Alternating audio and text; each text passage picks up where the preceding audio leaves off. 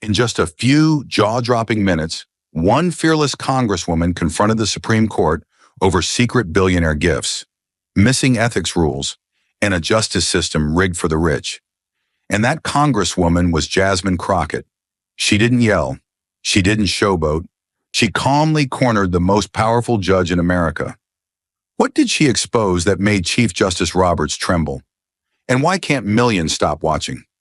Stay with us. This is a story worth every second of your time. 1 hour before the hearing, deep inside the labyrinth of Capitol Hill, behind a walnut door engraved with the seal of the House Judiciary Committee, the atmosphere was still but thick, like the quiet before a courtroom verdict. Chief Justice John Roberts sat alone at a wide, leather-lined desk, the ticking of a minimalist wall clock slicing through the silence. In front of him lay a manila folder, the words "Confidential, Eyes Only," stamped in bold red across the cover. He didn't open it right away. He already knew what it contained: an anonymous leak from inside the judiciary's own clerical system, a spreadsheet of undisclosed financial ties between sitting justices and elite political donors. Gifts never declared. Cases decided with ties too close to be ignored. It was a powder keg disguised as paperwork. Roberts reached for his ceramic mug, steam rising slowly from the untouched black coffee. His hands didn't tremble. Not yet. But his eyes didn't blink either. He wasn't reading data. He was reading the threat. The door opened without a knock. A senior legal advisor, gray suit, wire-rimmed glasses, face tight like a pulled bowstring, stepped in briskly. "You should be prepared, sir," he said, voice low but sharp. "There's someone new on the questioning list. Congresswoman Jasmine Crockett, freshman from Texas, ex-defense attorney. Word around the Hill is she cuts like a scalpel." Roberts raised one brow but didn't look up from the folder. "They're all sharp their first year," he muttered. The advisor didn't smile. "They're calling her the scalpel who slices policy. She doesn't grandstand. She operates." Roberts exhaled through his nose, a small scoff escaping as he finally closed the folder. "I've taken on Thurgood Marshall's dissents in front of a packed bench," he said calmly. "One junior congresswoman won't rattle the marble." That was the problem. He still thought this would be business as usual. He still thought the robe was armor. But while Roberts clung to his confidence like a man gripping the edge of a crumbling ledge, the storm he'd been warned about had already stepped into the building, on soles that didn't stomp, but sliced clean through silence. Jasmine Crockett entered the hearing room without cameras, without staff, and without a pause. Just the soft creak of the door and the quiet steps of someone who'd walked harder halls than this one. She wore a simple slate gray coat, worn, practical, untouched by politics. Slung over her shoulder was a battered leather folder, edges frayed, clasp bent. No designer bag, no digital flair, just old papers filled with real stories and hard truths. A few older congressmen on the right side of the room barely looked up. One of them leaned sideways, whispering to his neighbor behind a raised hand. "That must be Crockett, late, first-term energy." His colleague nodded, glancing briefly at her coat. "Defense lawyer background. You can tell. Local courtroom style. Probably still thinks justice is something you fight for, not manage." They both chuckled quietly, like seasoned gamblers, watching a rookie sit down at the high-stakes table. But that laughter stopped when she looked up. Crockett's gaze moved across the room slowly, not scanning for approval, not checking for allies, just observing, measuring. Her expression didn't flicker. No smile, no frown. Just that calm, flat stare of someone who had been underestimated too many times to care anymore. Her eyes were sharp, not theatrical, like she was cataloging weaknesses, not waiting her turn. She didn't walk like someone performing. She walked like someone remembering. Every step forward carried weight, not noise. Years of watching defendants handcuffed too early, evidence buried too easily, and truth spoken too late. Across the back bench, a young staffer, first-year assistant from Oregon, watched her closely, wide-eyed. He leaned to the aide beside him and spoke just loud enough to be heard over the shuffle of chairs. "She's not here to listen," he said. "She's here to finish what she already knows." A pause, then softer. "She didn't bring questions. She brought conclusions. The energy in the room hadn't exploded, but it had shifted, quietly, deliberately, and the ones paying attention already knew. Something had just changed. And just like that, the silence turned.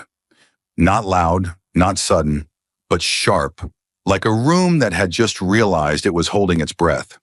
It wasn't the type of shift triggered by a gavel or a raised voice. It was the kind that crept in slowly, then locked the doors behind it. Jasmine Crockett leaned slightly forward in her chair. Her hands moved with care, unfolding a folder that looked more lived in than anything else at the table. She adjusted the microphone, not with a nervous fidget, but with the same focus she might have used when cross-examining a witness back in a Texas courtroom.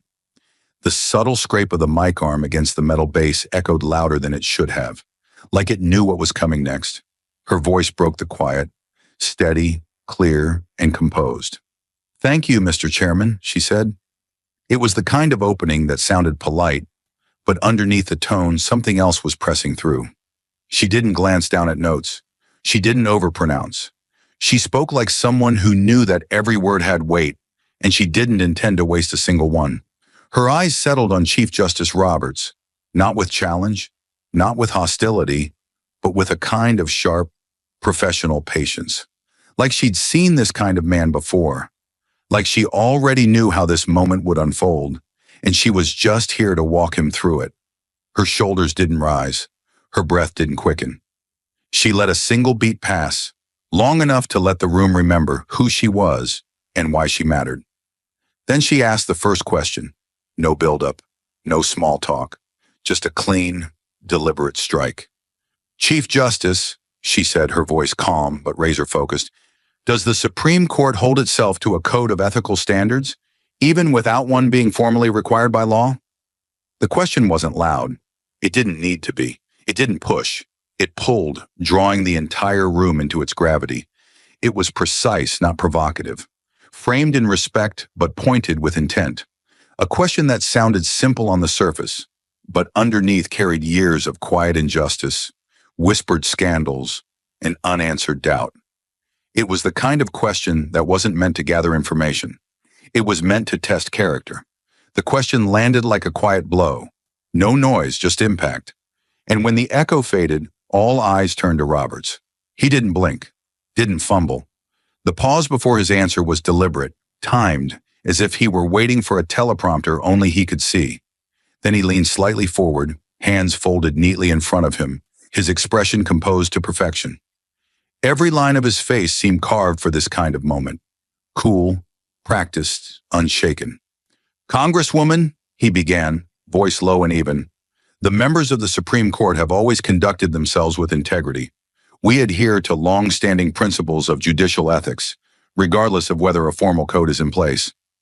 It was a textbook answer, clean, polished, and utterly non-committal. The kind of language built not to reveal, but to contain.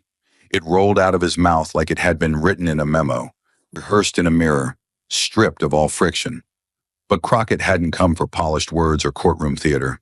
She let Roberts finish his line about long-standing principles and judicial integrity, but the silence that followed was no longer neutral. It was loaded. She didn't flinch, didn't nod in acknowledgement. She simply flipped to the next page in her folder, the faint rustle of paper slicing through the tension like a whisper with an edge. Her hand was steady, her tone never rose, but her next words cut with surgical precision. "Then can you explain," she asked, "why Justice Harlan failed to disclose financial contributions from billionaire Sheldon K. Contributions that were ongoing at the time his case was under review?" There it was. No drama, no accusations screamed across the room. Just one sentence, calmly delivered, that landed with the force of a closing verdict. The impact wasn't loud, but it was seismic. The shift in the room was immediate, almost physical. The air tightened, faces turned, chairs stopped creaking. Even the slight buzz from the overhead lights suddenly felt sharper, like the room itself had started listening. Reporters who had been half paying attention sat up straighter. The first camera shutter snapped, then another, then a wave, dozens of lenses clicking in staccato rhythm, chasing the exact moment when a name and a number turned a conversation into confrontation. Roberts didn't answer right away. He adjusted slightly in his chair, A small movement, but one that carried the weight of someone who'd just been forced out of prepared territory. Crockett didn't press him. She didn't need to. The silence now belonged to her. Not because she raised her voice, but because she had raised the stakes. And everyone in that hearing room, from the back row aides to the stone-faced committee members, knew this wasn't a political point. This was a press. And when he finally spoke, his voice was steady. Too steady. The kind that had been trained, rehearsed, and polished in years of press briefings and high-level interviews. "Congresswoman," he said, with just enough formality to maintain control, "that particular matter concerns internal processes within the judiciary. I am not at liberty to speak about specific justices, ongoing ethics reviews, or individual case-related disclosures." He delivered it like a shield, clean, clipped, and full of the kind of institutional language that had protected power for decades. Underneath the tone, the intention was clear. He was backing away, not because he didn't understand the question, but because he understood it too well. Because answering it would mean stepping off the platform of plausible deniability and into the messy ground of accountability. The words were designed to sound neutral, responsible, even professional. But everyone watching, especially Crockett, could see them for what they were: a carefully controlled retreat, a step back into the fog of procedure, where truth goes to disappear beneath layers of ongoing review and protocol. He wasn't rebutting the claim. He wasn't disproving the connection.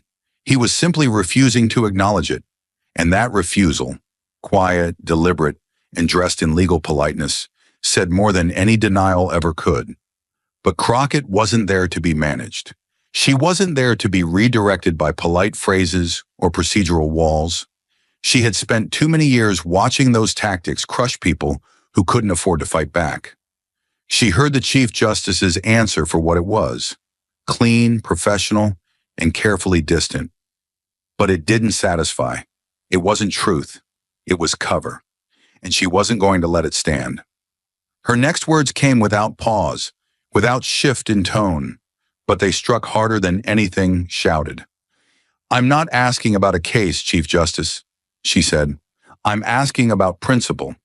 If the appearance of impropriety is enough to dismiss a case, to question a ruling, then how is it that undisclosed financial relationships don't meet that same standard?" Her voice didn't rise, but the pressure did. She wasn't reaching for drama. She was placing facts on the table like a blade, daring him to pick it up. The effect was immediate. Roberts, who had sat so still, so measured just moments before, let the silence stretch. But this time, it wasn't composed. It was stalled. His fingers, idle up to now, began turning his pen in slow, fidgeting loops. Not fast, not panicked, but not still either. A small, unconscious movement that betrayed everything his voice hadn't said. His jaw tightened slightly. His eyes shifted, not evasively, but cautiously, like he was calculating the distance between what was legal and what was just. Because he knew this wasn't a hypothetical.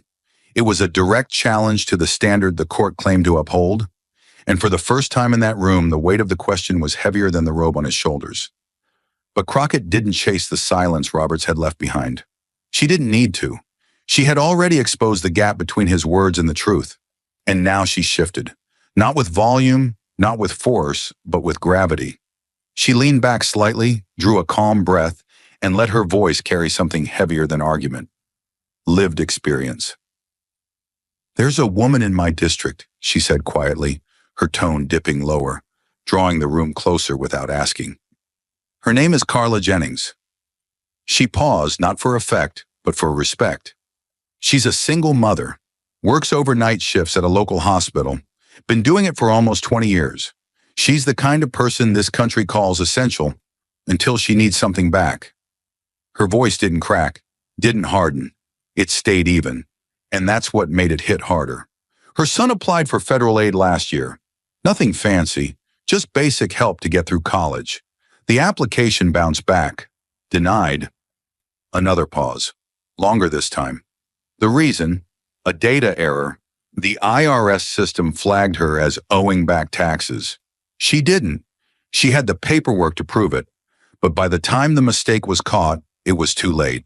Her son had missed the enrollment deadline. They appealed the decision, wrote letters, made phone calls, no response. Crockett looked up, just briefly. Not toward Roberts, toward the ceiling, almost like she was keeping herself steady. Then back to the room. She followed every rule, submitted every form, waited on hold, hired someone to help her fix it. The appeal was rejected. No hearing, no explanation. Just a flat letter in the mail that said, "Case closed." She held still, her voice unwavering. Carla wasn't rich. She didn't have a lawyer on speed dial. She didn't know someone on the board.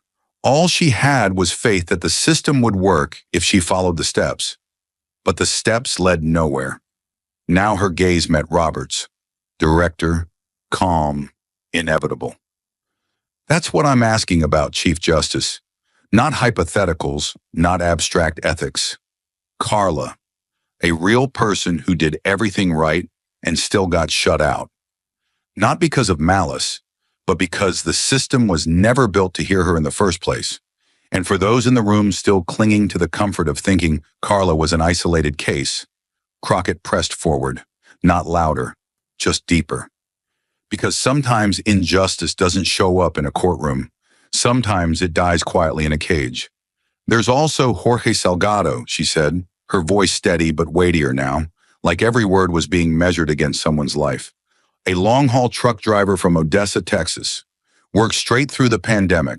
No breaks, no sick days, no hazard pay, just mile after mile, mask on, windows down, doing what needed to be done while most of the country was told to stay home. He didn't complain.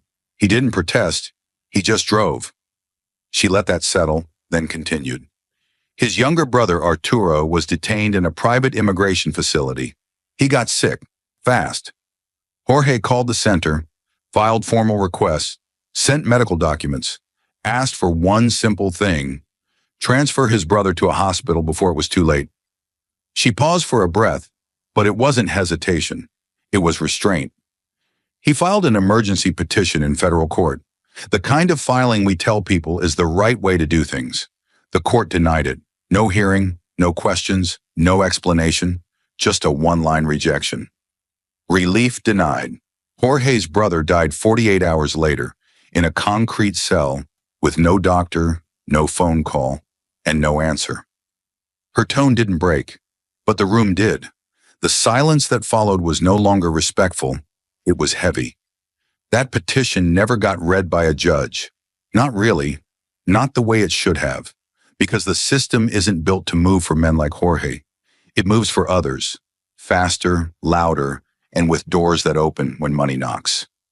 She looked at the bench again, not to accuse, but to remind. He wasn't asking for special treatment. He was asking for help, for time, for someone to care before it became too late, and the court said nothing. And if there was anyone left in that room who still believed this hearing was just politics and suits, Crockett shattered the illusion with a line that cut deeper than any legal argument. One billionaire, she said, her voice low but pointed, gets a full hearing in 4 months, a case expedited, a court's full attention, all the paperwork in order, all the doors open, every resource made available.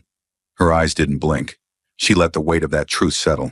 But a black mother working double shifts, a truck driver pleading for his brother's life?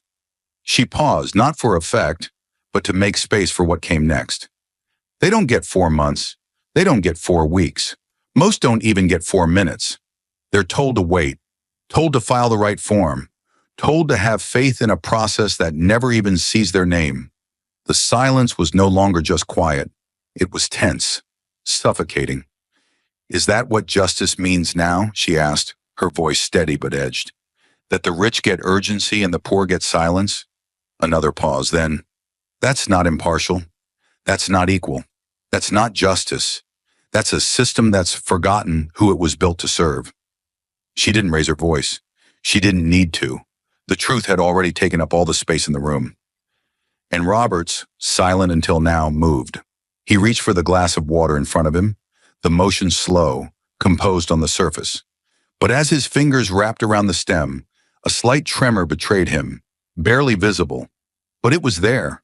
The kind of involuntary motion a man doesn't notice until it's too late, and others already have. He brought the glass to his lips, sipped, swallowed, set it down. His eyes stayed forward, fixed on a spot just above the microphones, but the air around him had changed. It was tighter now. He looked smaller, not in stature, but in certainty. The Chief Justice of the United States, who had once entered the room with polished confidence and polished shoes, now sat behind the bench of his own discomfort. And he knew it, because in that moment, under that silence, he wasn't the one commanding the room anymore. Crockett didn't shift in her seat. She didn't raise her voice or rush the silence. The room was already hers. She reached into her folder with the same calm she'd held from the start and pulled out a single sheet, folded, slightly creased at the edges, with a few hand-marked highlights and underlines. She held it in one hand while the other rested on the table, steady. Everyone could see it wasn't just a document. It was a record, a receipt, a reminder. In 2013, she said, her voice level and unshaken, you gave the commencement address at Harvard Law. No build-up, no commentary, just a statement of fact that brought the past into the room like a summoned witness. In that speech, you said, and I quote, credibility is currency. The moment people stop believing in your integrity, the court becomes nothing more than a robe with no meaning inside it. Her delivery was precise, clear, no inflection, no exaggeration, just the words exactly as he had spoken them. But now, with the weight of everything that had come before, Carla, Jorge, the billionaire, the silence, those words no longer felt theoretical. They felt exposed. She looked up at Roberts then, the quote still hanging between them like a courtroom exhibit left on the stand. Her eyes didn't waver. Her tone didn't change. But the shift was unmistakable. From questioning to statement, from pressure to judgment. So tell me, Chief Justice, she continued, lowering her voice slightly, if credibility is currency. A pause followed, intentional, measured. She let the silence build, just enough for the anticipation to tighten around every breath in the room. Then right now, your court is overdrawn. It was a sentence without frills, no metaphor, no elaboration, just a line of truth that hit like a closed door. Final, heavy, impossible to ignore. She didn't need to say anything more. She had said enough. No one in the room spoke. No one shifted in their chair. No coughs. No murmurs. Not even the low scratch of a pen. Reporters froze in mid-keystroke. A few congressional aides stared straight ahead, as if afraid that even blinking would break the gravity of the moment. It wasn't just silence. It was stillness. And in that stillness, something unspoken passed between Crockett and Roberts. Not anger, not humiliation, just reckoning. The kind that comes when a person is forced to sit in the shadow of their own words. Words that once carried pride, now turned against them by nothing more than time, truth, and someone willing to read them back out loud. At the back of the room, a young journalist leaned toward his colleague, barely above a whisper. We're not watching power collapse. He paused, eyes still fixed on the front of the chamber. We're watching it finally get confronted. The silence Roberts left behind hung thick in the room, but Crockett didn't fill it with triumph. She didn't reach for applause or pause for effect. She didn't stand taller or shift in her seat. Because for her, this moment was never about him. It wasn't about defeating a man in a robe or shaking the marble foundation of a courtroom. It was about something far harder, far quieter. It was about speaking into a system that had learned to operate without ever listening. She turned her head slightly, no longer speaking just to the Chief Justice, to the room and beyond it. Her voice didn't rise, but it deepened, as though every syllable was carrying the weight of people who had never stepped foot inside a federal hearing room. I didn't come here to win, she said, slowly, carefully. I came here so that the people I represent, people who've never had access, never had a seat, never had a name on the door, could see that justice still has a place for them. Her eyes moved across the room, making it clear that this was no longer about documents or disclosures or legal ethics. They don't have lobbyists. They don't have law firms on retainer. They don't get phone calls returned by people with robes and titles. But they still wake up every morning and believe somehow that the law works for them too. She didn't waver. Her voice remained steady, unflinching, not emotional but full. And when they get denied without a hearing, when they get dismissed by clerical errors, when they get told that's just how the system works, they deserve to know someone is here not to fix it for them, but to fight for them. Her hands rested flat on the folder in front of her, but she didn't glance down again. She wasn't reading anymore. She was remembering. This room wasn't built with them in mind, but that doesn't mean they don't belong in it. No applause followed. No reaction broke the tension. But the silence was different now. Not heavy, not hostile. It was listening. Because the words she had just spoken didn't belong to the hearing room. They belonged to every name the system had skipped over. And now finally those names had been spoken back into the room that had forgotten them. And as Crockett's final words drifted into the stillness, she didn't move. She didn't look for a reaction. She knew better. The real shift wasn't loud. It was internal. It was in the space where pride meets truth and finally runs out of places to hide. Across from her, Chief Justice Roberts sat still, but something fundamental had changed. The quiet confidence he'd carried since walking into the room, measured, composed, untouchable, had given way to something more vulnerable. His hands were no longer clasped with purpose. They now lay open on the table, relaxed but uncertain, as if he wasn't quite sure what to do with them. He wasn't performing anymore. He wasn't calculating the next response. He was simply there, stripped down to the man beneath the title.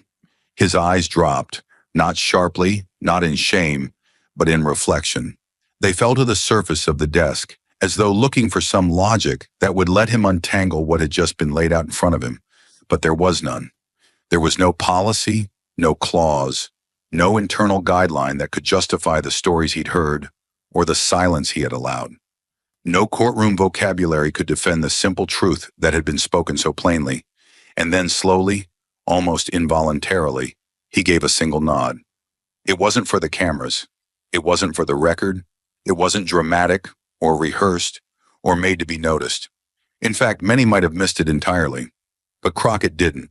She saw it for what it was, a subtle gesture, born not of concession, but of recognition. The kind of nod a man gives when he finally hears something he can't unhear, when he finally sees something he can't unsee. A quiet moment where all the power in the world isn't enough to deny what just stood in front of him, unwavering and real. The nod from Roberts didn't break the silence. It deepened it. It didn't offer closure, only confirmation. In a room built to command attention, that one small movement said more than entire pages of prepared testimony ever could. He had no rebuttal, no escape route, no next move. The most powerful man in the American judiciary had nothing left but acknowledgement. For a long second, no one moved. No one looked at each other. The weight of what had just happened wasn't obvious, not the kind you capture in a headline, but everyone in the room felt it. The kind of moment that doesn't explode. It sinks. And then from the second row, rough voice, low enough to almost blend with the air, came a sentence, not shouted, not for effect, just said. "Damn," muttered Representative Leonard Franks, the gravel in his throat unmistakable. She told the truth. He didn't say it to anyone in particular, maybe to himself, maybe to the empty space that truth had just carved out in the center of the chamber. But people heard it, staffers, reporters, members of the committee, and though no one responded, the room shifted. Because it wasn't just an observation, it was an admission. From a man who'd served 2 tours overseas, 20 years in Congress, and had seen enough performance to know when something wasn't won. Franks didn't make eye contact with Crockett. He didn't need to. The weight of his words wasn't in the volume. It was in the fact that someone like him, who had watched 1,000 hearings come and go, had recognized what this moment really was. Not a takedown, not political theater. Truth. And across the room, Jasmine Crockett didn't react. No smirk, no nod of acknowledgement, no self-satisfaction. She didn't need the validation. She hadn't come here to be congratulated. She had come here to be clear.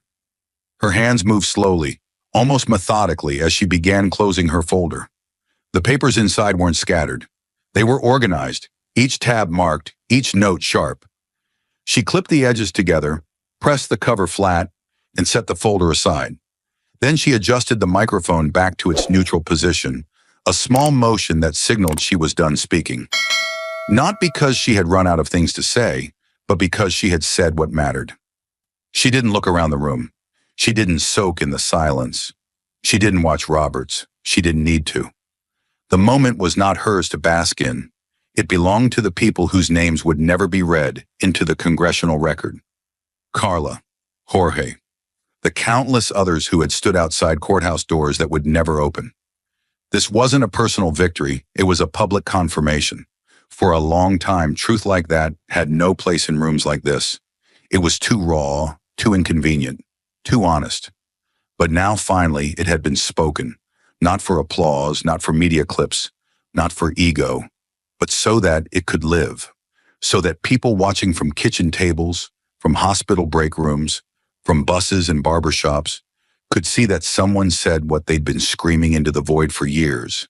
Crockett sat still after organizing her notes. Not stiff, not frozen, just still. Her face unreadable. Not hard, not proud, not angry. Just quiet, composed. Like someone who had carried something heavy for a long time, and at least for now, had been able to set it down without asking permission. A reporter in the far corner of the room lowered her pen. She didn't need to write that last moment down. It was already etched. A young age shifted slightly, glanced toward her colleague and back again. The kind of glance that says, "We're going to remember this." Not just for what was said, but for what wasn't. The absence of performance, the absence of spin, the absence of self-interest. It was what made the truth so much harder to ignore. Because Crockett had not declared victory. She hadn't claimed the upper hand. She hadn't thrown the knockout punch. What she'd done was far more dangerous to systems like these. She had named the truth out loud and refused to back away from it. And in doing so, she had pierced something thicker than politics. She had touched the one thing the powerful fear more than opposition: clarity. The kind of clarity that makes people think. That makes institutions shift. That makes even the most practiced men behind the most polished desks forget their lines. So she sat there, motionless for a beat longer, letting the room breathe again, letting the moment settle not like dust, but like weight, on the shoulders of those who had heard and those who could no longer claim they hadn't. Then, with no signal, no cue, no expectation, she reached down, picked up her folder, and slid it into her bag. No grand gesture, no dramatic exit, just work finished. And that, more than anything she'd said out loud, was what left the deepest mark on the room. Because it wasn't a victory lap. It was a truth delivered with the force of quiet certainty. And everyone there knew. No robe, no rank, no rule book had the power to undo that. The hearing was over. The moment had passed. But what Crockett left behind didn't end when the microphone clicked off. It began after, in the silence, in the footage, in the faces of people watching from far beyond the walls of that room. And far from Capitol Hill, in a modest living room in St. Louis, Missouri, the glow of a television screen lit up the wide eyes of a young black girl, maybe 8, maybe 9, sitting cross-legged on the carpet, elbows on her knees. The congressional hearing played on the evening news, replayed with subtitles as the anchor's voice faded out and Crockett's voice took over the screen. There was no music, no graphics, just her, seated calmly, speaking with the kind of steady force the child had never seen in anyone who looked like her. She tugged gently on her mother's sleeve, not taking her eyes off the screen. "Mom," she whispered, "is she really a lawyer?" Her mother looked down, then up again, watching Crockett's words land like quiet thunder across the TV. "Yeah, baby," she said softly. "She really is." The little girl nodded once, slowly, not in confusion, but in understanding. She wasn't just watching politics. She was watching possibility. Hundreds of miles away, in the stillness of a small cabin in western Montana, an older man sat alone in a worn recliner, arms crossed over his chest. His name was Richard Cole, 73, former Marine, Vietnam. He'd served under fire and lived long enough to watch his faith in government wear thin like old denim. But tonight, He had rewound the same segment of the hearing 3 times. Crockett's voice cutting through the courtroom, steady as a rifle shot, precise as the field discipline. He'd seen 1,000 politicians, seen every kind of angle, every kind of dodge. But this wasn't posturing. This was service, real, raw, and rooted in something he hadn't heard in years. Someone telling the truth without asking if it would be safe. When the segment ended, he sat back slowly. The screen faded to a recap, but he wasn't listening.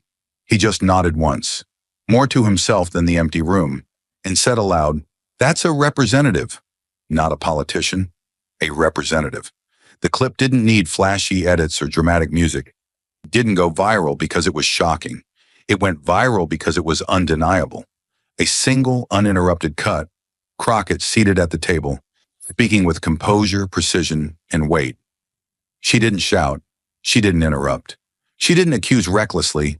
She revealed, layer by layer, name by name, injustice by injustice, until even the Chief Justice of the United States had nothing left but silence. YouTube caught it first. Someone clipped the moment she quoted Roberts' own speech, then laid down the line that sent chills through the comment section. Credibility is currency, then right now your court is overdrawn. 10 seconds, 1 sentence, millions of views in a matter of hours. But it wasn't just a viral clip. It was a mirror. People saw themselves in it, not because they had power, but because they'd spent their lives living in the shadows of decisions made by people who never heard their names. It aired on every major network that night, but the commentary didn't center on confrontation. It focused on something far more dangerous to systems of power: dignity in defiance, the courage to stay composed while laying bare the truth, the strength to speak for those who didn't have mics or titles or safe seats in polished chambers. Analysts debated policy implications. Legal scholars dissected ethics codes. But what stayed with people wasn't the structure, it was her stillness. Because Crockett didn't try to destroy the court. She did something harder. She held it accountable. In barbershops, people paused clippers mid-fade to watch her speak. In hospital break rooms, nurses stood by microwaves with food growing cold, transfixed by her tone. In subway cars, commuters watched the clip with earbuds in and eyes wide. Not everyone understood the cases she referenced. Not everyone followed the details of judicial ethics. But everyone understood what she meant. That justice can't be something you buy access to. That the people who pay the highest price for broken systems are the same ones who are told to wait their turn in silence. And that for once, someone with a microphone didn't speak for herself. In a Detroit union hall, a retired assembly line worker turned down the volume on the room's old TV and said, "She wasn't trying to be liked." That's how I knew she meant it.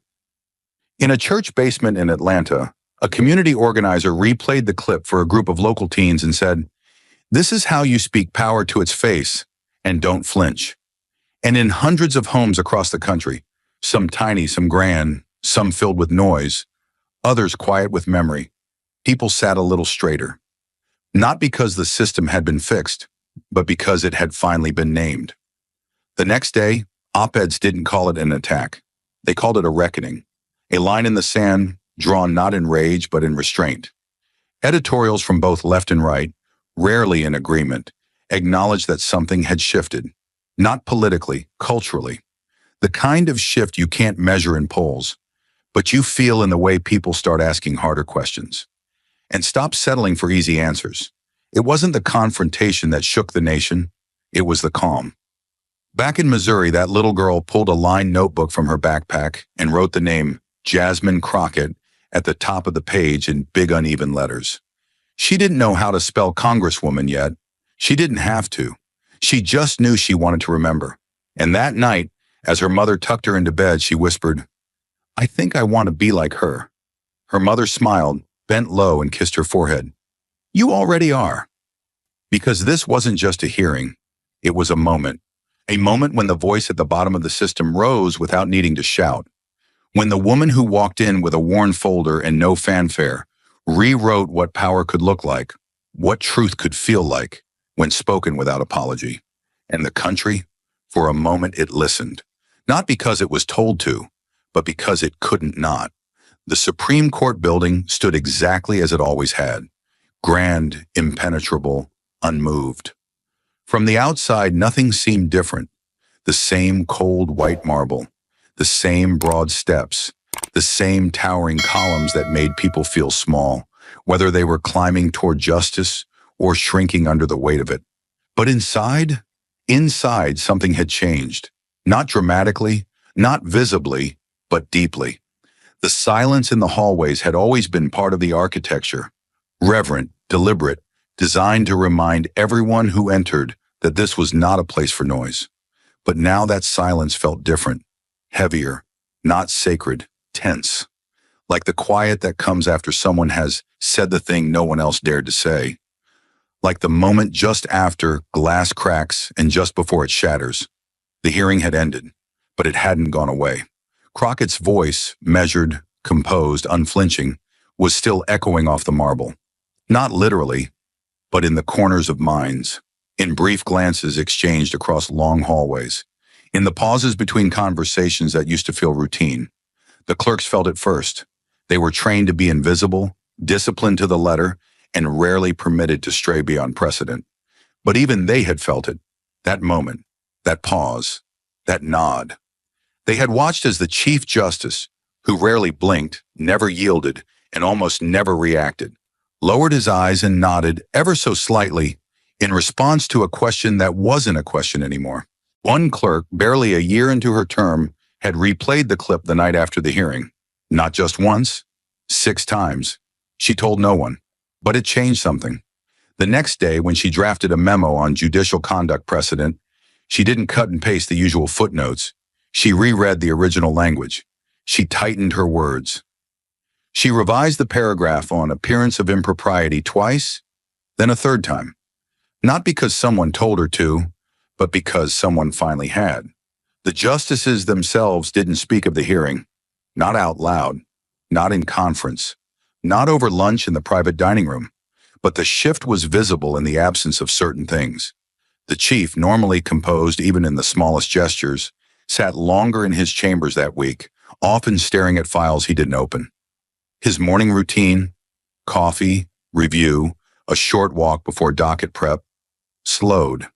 His steps echoed just a little differently in the corridors. Not heavier, just more deliberate.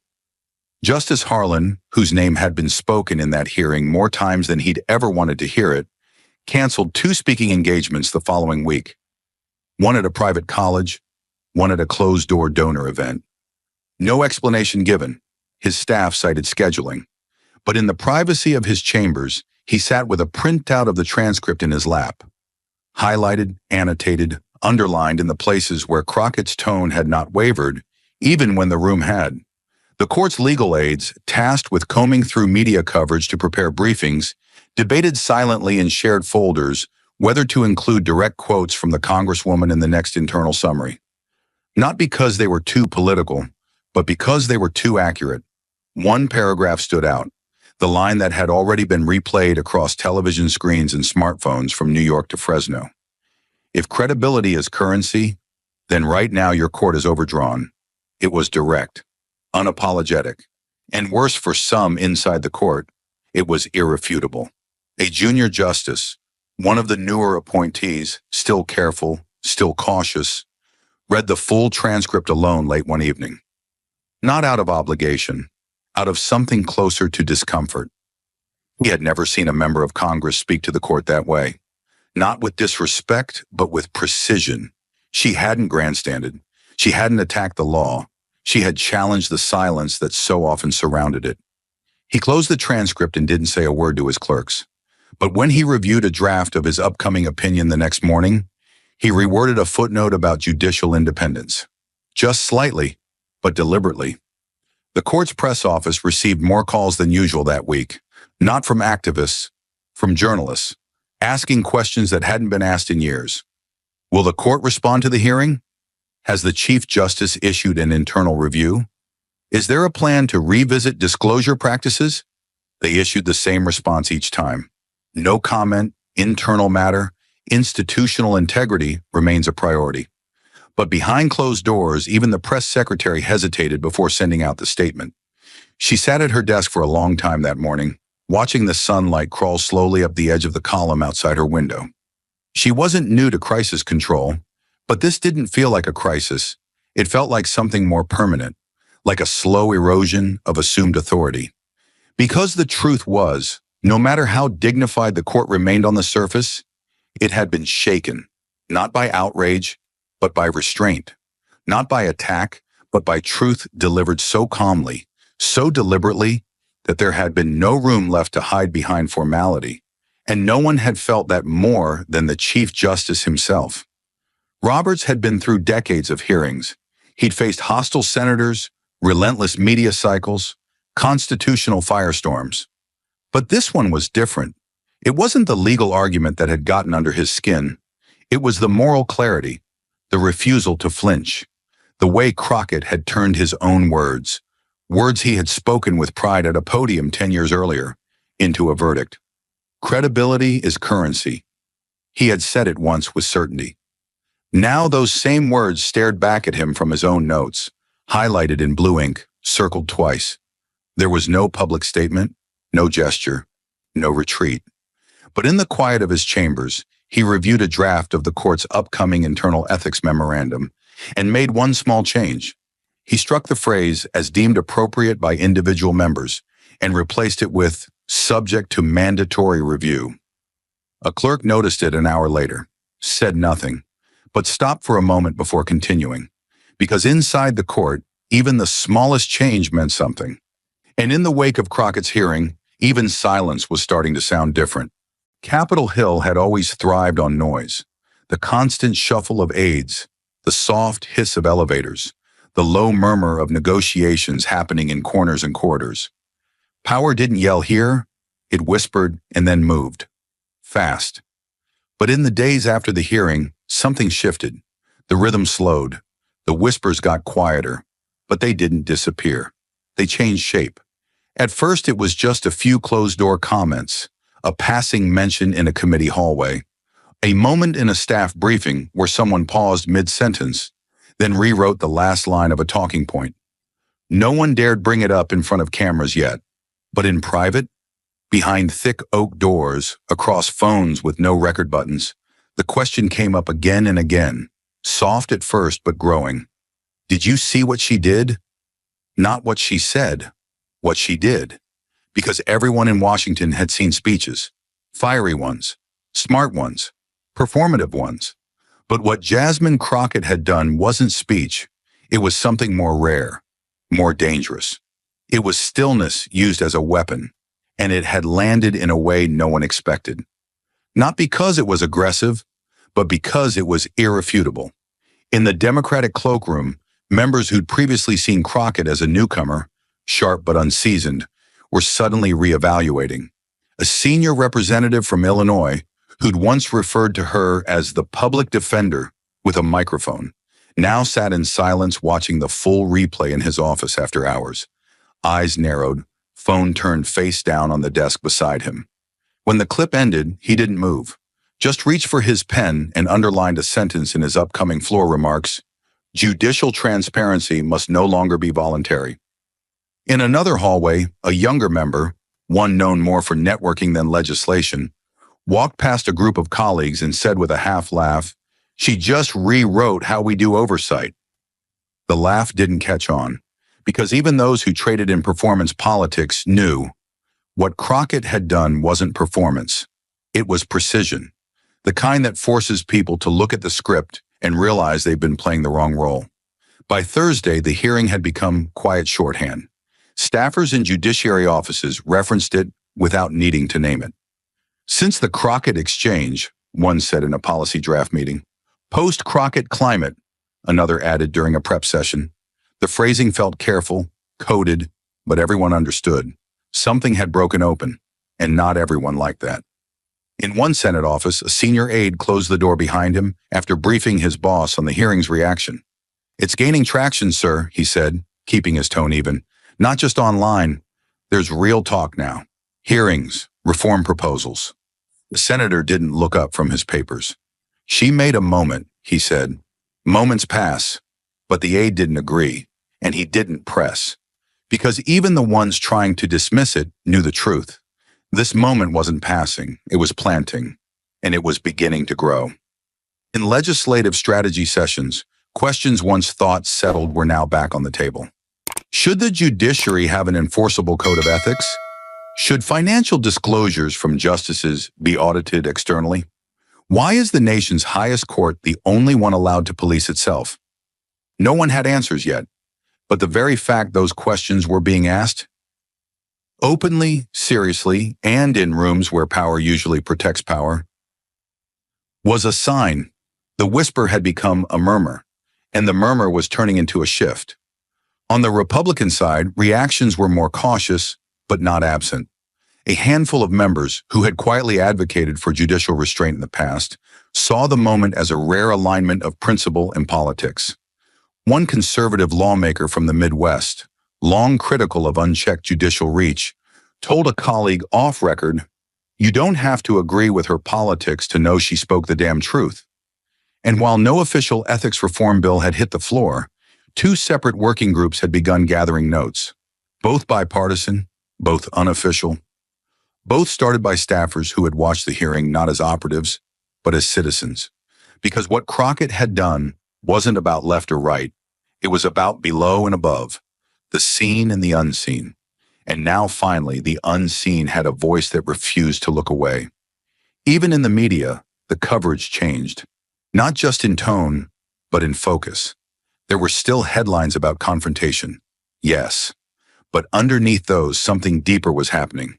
Analysts weren't talking about drama. They were talking about duty, about what it means when someone walks into a room that was never built for them and still takes their seat like they were always meant to be there.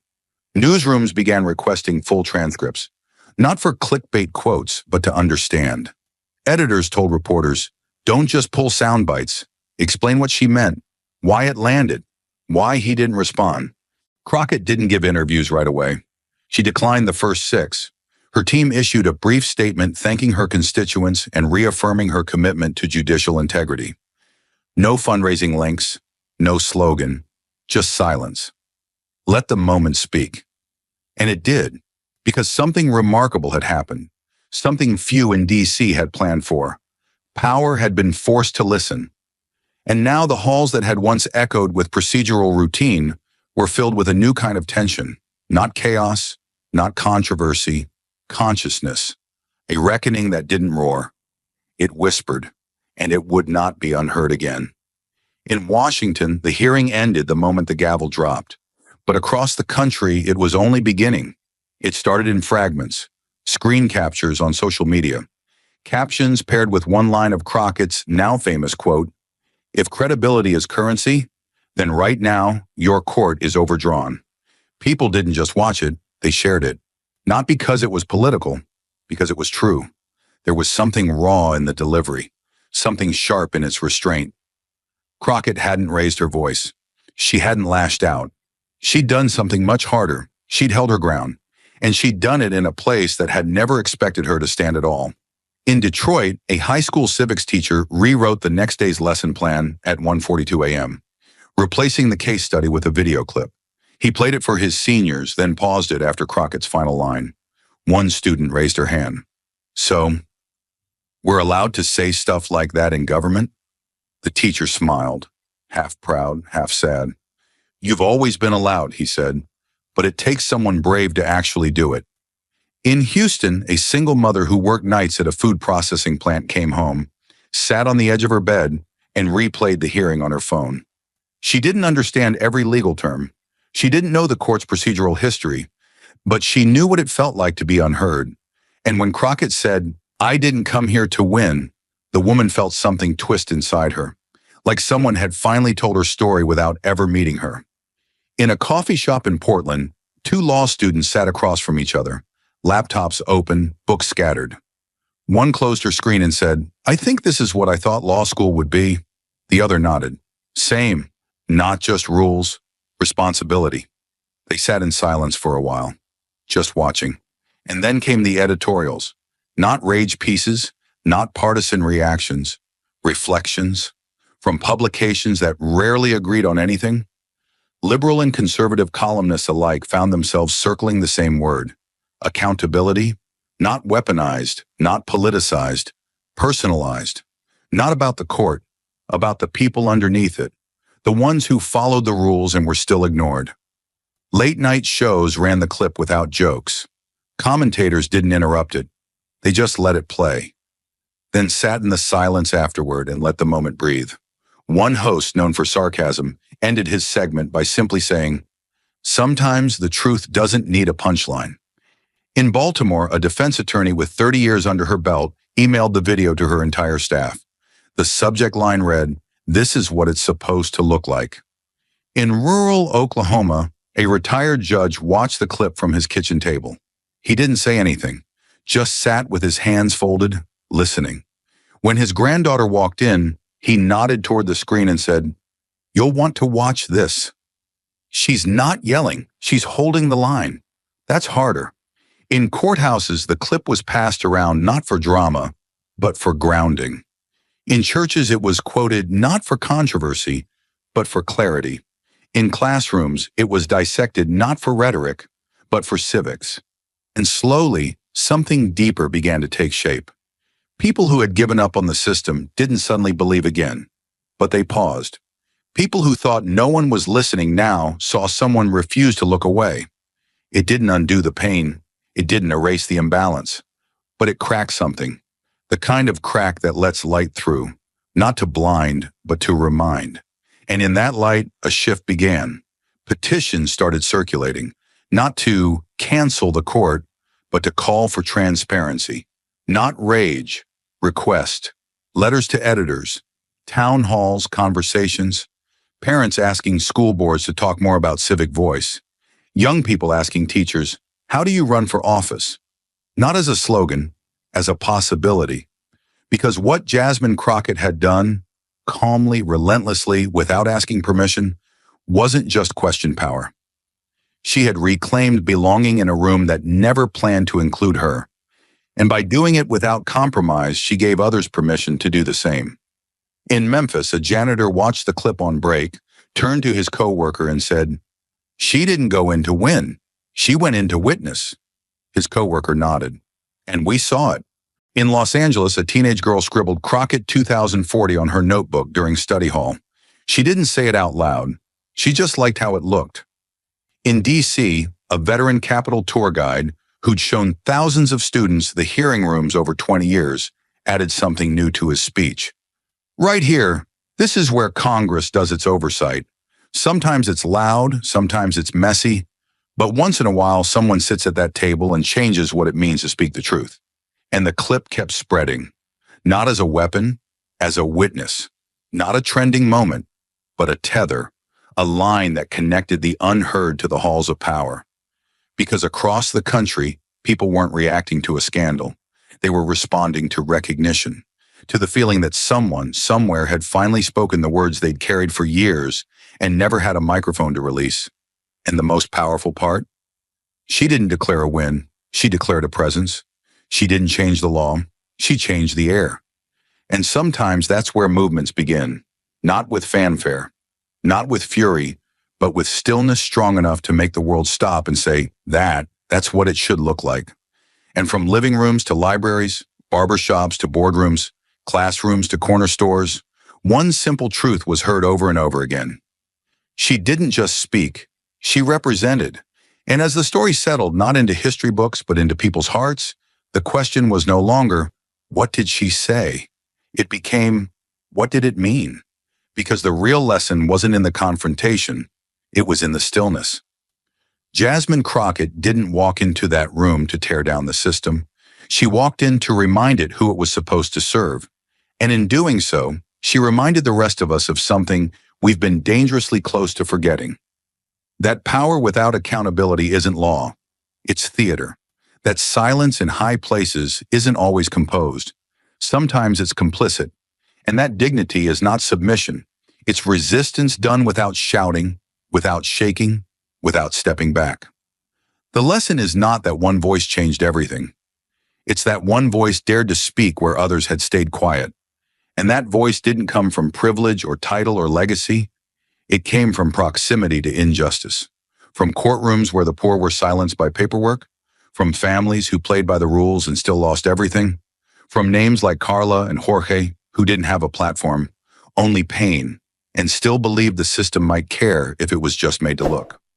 Crockett didn't use the moment to raise her status. She used it to raise the stakes. And in doing so, she left us with a truth we don't say often enough. Justice isn't found in robes. It's found in responsibility, in the willingness to speak clearly when silence is easier, in the courage to confront a system that smiles as it fails the very people it was sworn to protect. This wasn't about left or right.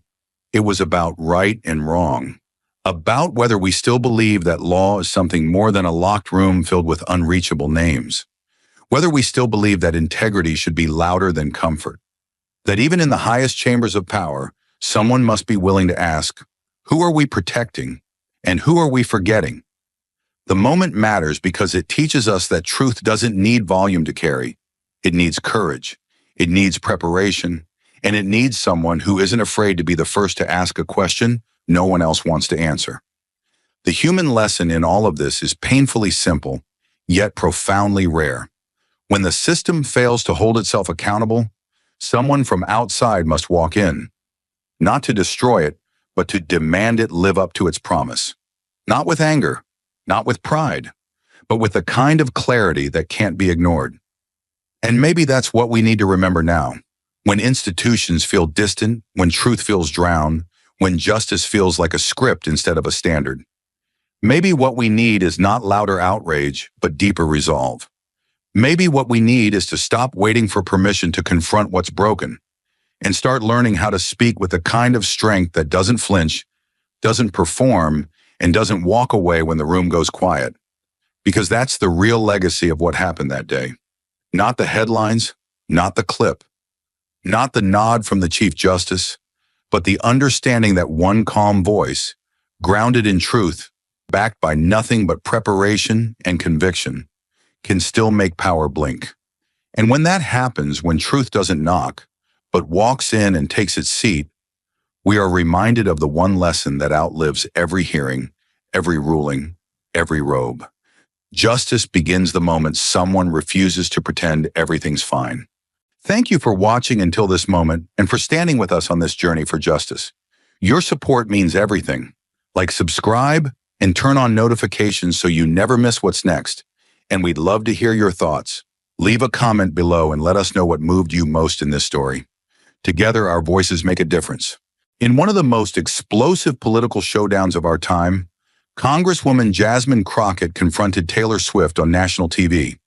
Not just about women's rights or climate change, but about what happens when celebrity emotion meets real-world policy. The result? Reputations shaken, fans divided, and one brutal line that exposed the price of speaking without substance. This wasn't just a debate, it became a national wake-up call. But the question still echoes. In the battle between heart and hard facts, who really speaks for the people? Stay with us. This is a story worth every second of your time. The stage in Washington, D.C. pulsed with anticipation as the American civic debate, when culture meets policy, prepared to go live. 38 million viewers tuned in. Outside, protesters clashed, some shouting for justice, others defending old values. Inside, the room was a pressure cooker. Reporters called it a collision of emotion and evidence. Drones hovered. The crowd held its breath. This wasn't just politics. It was a national reckoning. Jasmine Crockett stood firm, a congresswoman forged in courtrooms, not campaigns. No frills, just a Navy suit and the weight of lived experience. She'd fought systemic bias, battled corporate power, and earned her stripes with grit, not glam. She was the storm in waiting, ready to strike with precision. Opposite her, Taylor Swift shone in white, a pop icon stepping onto the harsh stage of policy. Gone were the lights of sold-out arenas. Tonight, she stood armed with conviction, not chorus lines. She wasn't here to sing. She was here to prove that emotion could be weaponized for change. The crowd was visibly divided. On one side, older voters, many working-class men, whispered about Jasmine's sharp legal mind and no-nonsense style. On the other, younger progressives cheered for Taylor, hoping her voice could cut through political fatigue. Others came hoping for a breakthrough. All eyes turned to the stage. The moderator leaned in. The silence before the storm had ended. It was time to fight.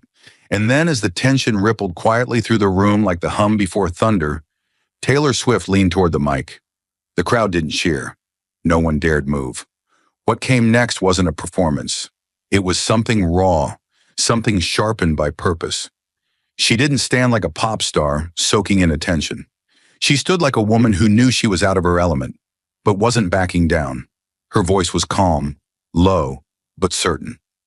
"I'm not here as a performer tonight," she began, her hands resting gently on the podium. "I'm here because I've seen what happens when women speak up and get ignored, talked over, or laughed at." Her eyes moved slowly across the room, as if searching for a connection. Not to impress, but to be understood. I've had conversations with women for years, at shows, backstage, online, telling me how they feel invisible, how no one listens to them unless they smile first. Her tone didn't rise, but the truth in her voice cut deep. I've heard from young girls who say their ideas don't matter until a guy repeats them, from women working twice as hard to be taken half as seriously, from fans who tell me they're afraid to speak their mind because they'll just be called too sensitive or too much. She paused, not for drama, but for breath, for weight. "I'm lucky, I know that," she said. "I have this platform. Millions of people follow what I say. But that's why I'm standing here now. Because if I don't use that voice for something that matters, then what's the point of having it?" She leaned in slightly, steady. "I'm not trying to speak for anyone. I just want to help make some space so more of us can speak together." She took another quiet breath. Her voice dropped slightly. "People ask why I don't just sing and stay out of this stuff. Why I care so much." She looked down for a second, then back up with a firmer gaze. "It's because no matter where I go, no matter what city, there are always young women in the crowd, telling me the same thing, that they're tired of being told to calm down, to wait their turn, to stop making things uncomfortable." She gripped the edges of the podium now, not for balance, just to stay grounded. They're not asking for anything outrageous, just to be heard, to be taken seriously, and they shouldn't need to be famous or perfect or flawless to deserve that. Then she looked straight into the camera. Her tone never wavered. "That's why I'm here. Not to be the loudest voice in the room, just to remind anyone watching, you don't need to be famous to matter. You don't need permission to take up space. You already do." No one moved, no one clapped. The air didn't break. It just held still, because whether or not you agreed with her, it was clear. Taylor Swift didn't show up to entertain. She showed up to be heard. Taylor's words lingered like smoke in the air. Powerful, sincere. But before the room could settle, Jasmine stepped forward, not to match the energy, but to redirect it. She didn't raise her voice. She didn't need to. Jasmine Crockett met Taylor's gaze with a calm, almost surgical stillness. A slight smile curling at one side of her mouth, eyes like steel sharpened by years of being underestimated. "Ms. Swift," she began, her voice steady, clear, unshaken. "I respect your music, I do. But women, especially the ones I represent, don't just need someone to sing about them. They need someone to write laws for them." She didn't blink. Her tone didn't shift, but every word landed like a gavel. "Where I come from, inspiration isn't enough. We're not looking for verses, we're looking for justice." A few murmurs rippled through the room, unsure if this was admiration or attack. Jasmine didn't flinch. While some were lighting up arenas, others of us were in courthouses, fighting for women who couldn't afford a lawyer, let alone a tour ticket. Her fingers tapped once on the podium, light but pointed. "And when those women came to me, they didn't want to be heard. They wanted to be defended. That's the difference." Her words cut clean through the silence, but Jasmine wasn't finished, because behind her calm voice was a history the cameras had never seen. And now she was about to lay it bare. The pause between her sentences was deliberate, not for drama, but for control. Jasmine Crockett didn't waste moments. She used them, letting the weight of what she was about to say settle like a slow, hard truth. "I spent 5 years as a lawyer working with more than 400 Black women," she said, her voice steady, her words clean and direct. They weren't famous. They didn't have money or power. They were just women trying to live, trying to survive a system that kept failing them. Her eyes moved across the room, slow and focused. I've had clients turned away from hospitals, sent home while in pain, ignored, told to wait, told it wasn't serious, and sometimes that wait was the difference between life and death. She paused just long enough to let it land. These women weren't asking for special treatment. They were asking for basic care, for someone to take them seriously, for someone to believe them. Jasmine didn't raise her voice. She didn't have to. The quietness made it hit harder. I remember one woman, she said, her voice tightening just a bit. She went to 3 different clinics. All of them said she was just stressed, anxious, probably overreacting. It was a tumor. By the time they found it, it had spread too far. The room was completely still. That wasn't bad luck. That was the system doing exactly what it's always done. Dismissing pain when it comes from someone who doesn't have the right skin color or the right zip code. She looked down for a moment, then back up with full focus. That's why I'm not here to sing songs or give speeches. That's not how I help people. I help them by showing up in court, by writing laws, by making sure someone in power actually does something. Her tone didn't change, but it carried more weight now, like every sentence had its own history behind it. I don't inspire people with lyrics. I fight for them with paperwork, with legal threats, with policy. That's how I work. That's how I've always worked. Her hand tapped the podium once, not loud but firm. While some people were filling stadiums, I was sitting with women trying not to lose their homes. Women who were scared, alone, and out of options. She stepped forward slightly, not to dominate, but to own her space. They didn't want hope. They needed help. Another pause. Not to create drama, but because that sentence needed room to breathe. I don't come here for applause, she said. I'm not trying to be liked. I'm here because I know what it's like to sit in a room full of people making laws and realize most of them have never lived the struggles they're writing about. She leaned in just a little. I didn't get here to be a symbol. I'm here to do the work. And then it happened. Someone clapped. Just once. Then again.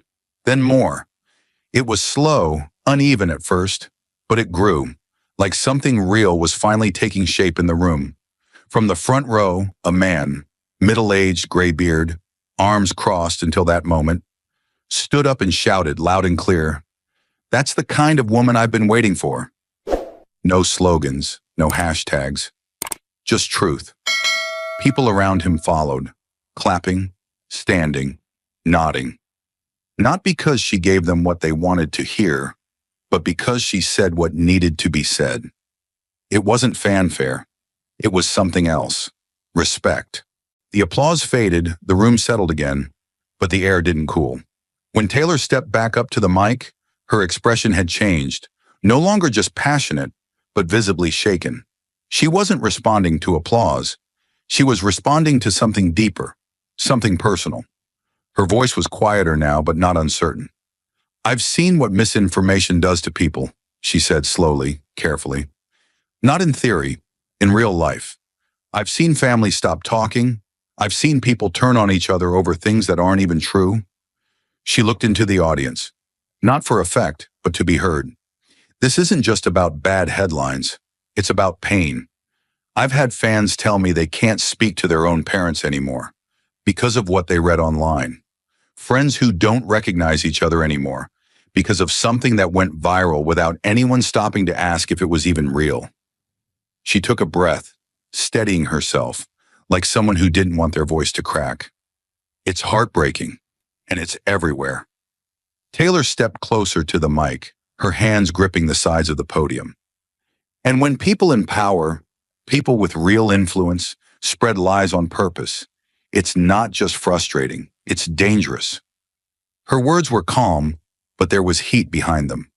When someone with a microphone tells you the election was fake, or science isn't real, or your neighbor is your enemy, that does something. People believe it, and then they act on it. They get scared, they get angry, and people get hurt. The room stayed still, silent. I know I'm not a politician, she said. I'm a songwriter, but I've learned that having a voice, especially a loud one, means you have to be careful. I've made mistakes. I've shared things too fast. I've learned the hard way that once something leaves your mouth or your phone, you can't take it back. She looked out over the crowd again, slower this time. This isn't just about Congress. It's about all of us. Every one of us who has followers, who people listen to, whether you're a singer or a senator or someone with a podcast. Her tone stayed even, but every sentence landed like a quiet warning. We don't get to say, it's not our job anymore, because it is. She paused just briefly, then said, I've started asking more questions. I wait before I post. I check sources. Because if we don't get serious about the truth, then none of this means anything. Not policy, not protest, not even hope. She closed with a sentence that didn't need to be loud to be powerful. If we keep adding to the noise and not the truth, we're part of the problem too. The silence that followed Taylor's words wasn't doubt. It was impact. But Jasmine didn't let it settle. She stepped forward slowly, her expression unchanged, her voice already loading like a bullet in the chamber. You're right, Jasmine said, her tone calm but direct, each word landing like a quiet warning. Misinformation is dangerous. No one's arguing that. She paused just long enough to let the next sentence hit harder. But what you're not saying, Taylor, is that people like you, people with millions of fans, have just as much power to spread it. Her gaze didn't waver. When you post something, when you speak, it's not just a thought, it's influence. It moves people. It shapes how they see the world. She stepped forward, just slightly. And when that kind of voice gets something wrong, even with good intentions, it can do real damage. Because people don't double-check what someone they love says. They trust it. She glanced at the audience, then looked back at Taylor. That kind of power can help, but it can also hurt. And once it's out there, you can't pull it back. Her voice dropped slightly, serious and steady. You're not on the sidelines here. You're right in the middle of it, just like the rest of us. She let the weight of that truth settle, but only for a breath. Then Jasmine took aim, not at theory, but at history. You know exactly what I mean, Jasmine said, her voice lower now but cutting, the kind of calm that carried weight. You made a post last year about a proposed environmental bill, said it was secretly written by oil lobbyists, that it would do more harm than good. She paused, not for effect, but to make sure the memory had room to return. And people believed you. Of course they did. You're Taylor Swift. Her eyes stayed locked on Taylor, steady and without malice, just truth. But the post was wrong. The bill wasn't written by oil companies. It didn't gut environmental protections. That information wasn't accurate. She let that sit a beat, then added firmly, and by the time someone on your team realized it and took it down, 40 million people had already seen it. Her hands rested lightly on the podium, but her voice didn't waver. You deleted the post. You probably thought that was the responsible thing to do. Maybe it was. She leaned forward slightly, not to dominate, but to make the next sentence count. But 40 million people saw it before it vanished. They didn't all see the correction. They didn't all fact-check. Some of them are still out there repeating what you said, not knowing it wasn't true. The room was quiet again, the kind of quiet that feels heavy. I'm not saying you meant to mislead anyone, Jasmine continued, but when your words reach that many people, intent isn't the only thing that matters. Impact matters too. Her tone was direct, not cruel. Because when I'm on the House floor and I vote wrong, it goes on record. Reporters call, opponents pounce, voters ask why. She took a breath. But when a post like yours goes wrong, it's gone in a few hours and we pretend it never happened. No hearings, no accountability, just silence. Then her eyes narrowed, not with anger, but with focus. So I'll ask again, who takes responsibility for that kind of mistake? The assistant who wrote it? The social media manager who hit send? Or the woman whose name is on the account? Her words were blunt now, her tone sharpening like a closing argument. Because the truth doesn't care about who meant well, and neither do the consequences. She stepped back just slightly, letting the moment breathe. Her voice didn't rise, but it stayed firm. That post wasn't just a slip-up. It was a signal. And when someone with your reach sends the wrong signal, it can mislead millions. Jasmine paused. That's not just influence. That's responsibility. And that's the part too many people ignore. The silence in the room was no longer polite. It was thick with tension. And Jasmine knew it. But she didn't smile. She didn't gloat. She just stood there, steady, unshaken, and waiting for a real answer. The room stayed silent, but the shift was obvious. Eyes turned to Taylor, waiting, not for defense, but for accountability. Taylor took a breath, but her posture had changed. Her hands, once steady on the podium, shifted slightly. Her fingers tapped the edge, as if buying herself time to think. When she finally spoke, her voice was quieter, still sincere, but clearly searching for footing. I really do try to make sure what I share is accurate, she said slowly, carefully. We fact-check, we double-check. I have people who help with that. She paused, her eyes moving briefly across the stage. But sometimes things slip through. That post, yeah, it shouldn't have gone up the way it did, and I took it down as soon as I found out. There was a beat of silence. She added more softly, it was never about spreading something false. I was just trying to speak out. The words weren't wrong, but they weren't enough. Jasmine didn't shift her weight. She didn't interrupt. She just waited. And when she spoke again, her voice was calm, cold even, but not cruel. I believe you, she said. I believe you didn't mean harm. Her gaze didn't waver. But in politics, intent isn't what protects people. Results do. She let that sit for a second, then added, and the result of that post, whether you meant it or not, was that millions of people walked away misinformed, and some of them made real-world decisions because of it. Her tone tightened, but never rose. You say you try, and I get that, but trying doesn't change outcomes. Another pause. When I vote on a bill, I don't get credit for trying to read it. I get held accountable for what it does to people. Then came the line, sharp and final. Politics doesn't have room for trying. It only has room for results. And misinformation doesn't just confuse people. It hurts them. Sometimes it kills them.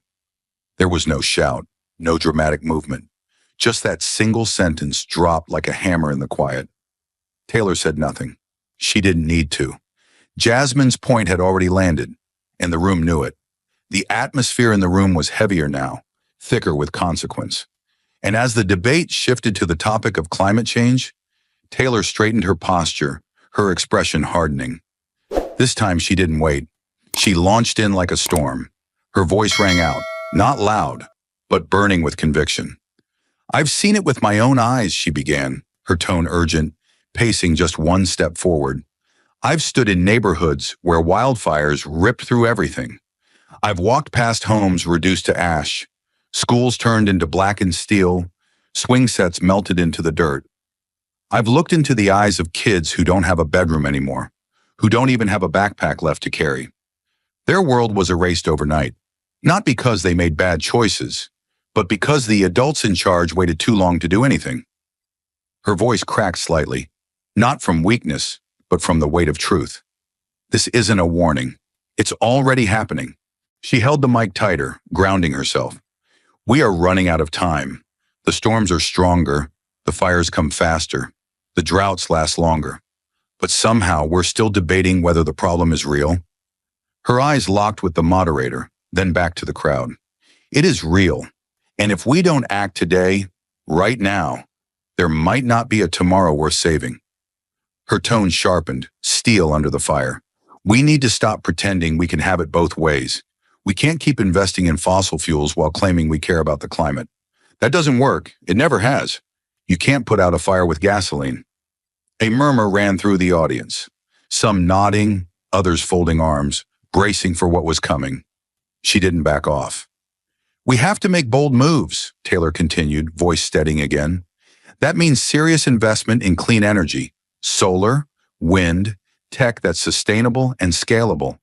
It means putting money behind real solutions, not behind outdated industries that keep making record profits while the planet burns. Her words were deliberate, each one dropped like a brick into water. And yes, that means we stop subsidizing oil and gas, she said clearly, looking directly into the camera. Not next year, not 10 years from now, now. Her voice rose, not to yell, but to rise above the fear. The idea that we can keep giving billions to industries destroying our planet while asking kids to recycle their water bottles, it's insulting, it's dishonest, and it's killing us. She stepped slightly away from the podium now, walking into the space with calm, measured steps. I know this kind of change is uncomfortable. It's big, it's hard, but it's necessary because the people who are suffering most, families in low-income areas, children in frontline communities, people of color living next to chemical plants, they're not the ones who caused this, but they're the ones paying the price every single day. Taylor stopped, standing still, hands open. And we need to be honest about that. Climate change isn't just an environmental crisis. It's a justice crisis. And if we don't deal with both at the same time, we're not fixing anything. The room had gone dead quiet again. She wasn't crying, but her voice softened now. Lower, more intimate. I don't want to spend the rest of my life making music for a world that's falling apart. I don't want to look back and wonder if I could have done more. If we all could have done more. I want to know that we made the hard choices while we still had the chance. Then her tone sharpened again, like a final chord. So yes, I'm asking for change. Real change. The kind that will cost something. But the cost of doing nothing is higher. Every delay, every excuse, every dollar poured into fossil fuels is a future stolen from someone else. From some child who won't get to grow up in a livable world. That's the truth. She stepped back slowly, her breathing steady, her eyes fixed forward. Not asking for approval, not performing. Just stating what she believed with every inch of who she was. And for a long moment, the room held its breath. Because whether they agreed or not, no one could say she hadn't spoken with everything she had. The passion in Taylor's voice still echoed in the air. But Jasmine didn't flinch. She waited for the silence to return, and when it did, she stepped forward, not with fire, but with facts. I didn't come here from wildfire zones, Jasmine began, her tone cool and razor-sharp. I came here from a public housing complex in South Dallas, where people keep the lights off at night to save money, where a spike in electricity bills means skipping dinner. Her gaze swept the audience like a scan. That same community saw their power bills jump nearly 40% last year because of a green policy shift that was rushed, not planned. She paused, letting the words hit. You talk about sacrifice. I've lived it. But what you call progress felt like punishment to the people I represent. Her voice stayed steady, but her eyes sharpened. These folks aren't denying climate change. They just can't afford to fix it by going broke. She leaned slightly forward. We talk about clean energy like it's this magical equalizer force. But let me ask you this. Who's paying for it first? Who's getting hurt in the transition? The room was silent again, listening differently now. She raised a single sheet of paper she'd kept tucked under her notes. Per the U.S. Department of Labor, official numbers, oil and gas layoffs in the last 2 years have outpaced green energy hiring by nearly 30%. You heard me. We're not trading one job for another. We're just cutting and hoping something better shows up later. She looked straight at Taylor now. You call that a necessary shift. I call that gambling with people's livelihoods. Families who worked in those fields for generations, gone. Replaced with what? Solar panel training programs that pay half the wage? Her hand dropped to the podium. It's not that we shouldn't go green. It's that we can't do it on the backs of the poor. Then her voice dropped lower, not softer, but heavier. You call it sacrifice. I call it sacrificing the working class to make wealthy progressives feel better about themselves at cocktail parties. A stir ran through the room, a mix of discomfort and grudging agreement. Jasmine didn't blink. Climate justice can't be real if it ignores economic reality. We don't fix the planet by forgetting the people who live on it. She turned slightly toward the camera, addressing more than just the studio now. Try telling a single mom working 2 jobs that her higher energy bill is worth it for the greater good. Try telling her she should be proud she can't afford gas anymore because the earth is healing. I've had those conversations, and let me tell you, They don't feel seen. They don't feel saved. They feel sold out. Jasmine stepped back from the podium now, standing tall, her voice calm and final. This isn't about denying science. It's about demanding strategy, smart strategy, real timelines, balanced transitions, not slogans, not guilt, and definitely not policies made by people who've never had to choose between groceries and heat. The audience didn't erupt, but they leaned in. They listened. And even those who'd clapped for Taylor minutes earlier now looked like they were seeing the argument from another side entirely. Because Jasmine Crockett hadn't come to mock green energy. She'd come to demand that it grow up and start telling the truth about who it was leaving behind. The weight of Jasmine's words still lingered in the air, dense and impossible to dodge. Taylor stood motionless for a second, jaw clenched. And then, with a sudden breath and trembling fingers, she reached for the mic. "I'm not saying anyone should have to suffer," Taylor said, her voice thinner now, slower, but laced with frustration. "That's not what I believe. That's not what I meant." Her hand gripped the mic tighter, just enough to stop the shake, but it didn't go unnoticed. "I'm trying to do the right thing. I speak out because I care. I care about the planet, about the future, about people too. All people." She looked at Jasmine, then quickly at the crowd. "I'm not saying poor families deserve this. I'm not trying to hurt anyone. That's not what I'm about."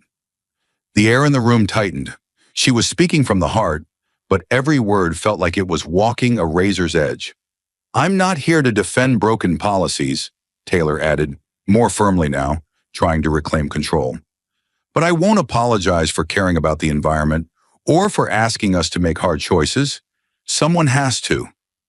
Her breathing was shallow but measured. "I'm not telling people to lose their homes. I'm just asking everyone, especially leaders, to look at the bigger picture." A few quiet nods in the audience, a polite murmur, but the room was no longer hers. Jasmine hadn't moved. She hadn't blinked. And when she finally raised her voice again, it was steady, low, but impossible to ignore. "Then stop backing policies that take their homes away." Her words landed like a steel door slamming shut. Taylor froze. "You say you don't want anyone to suffer," Jasmine continued, eyes locked, unblinking. "But the people I represent are suffering. Right now. Not in theory.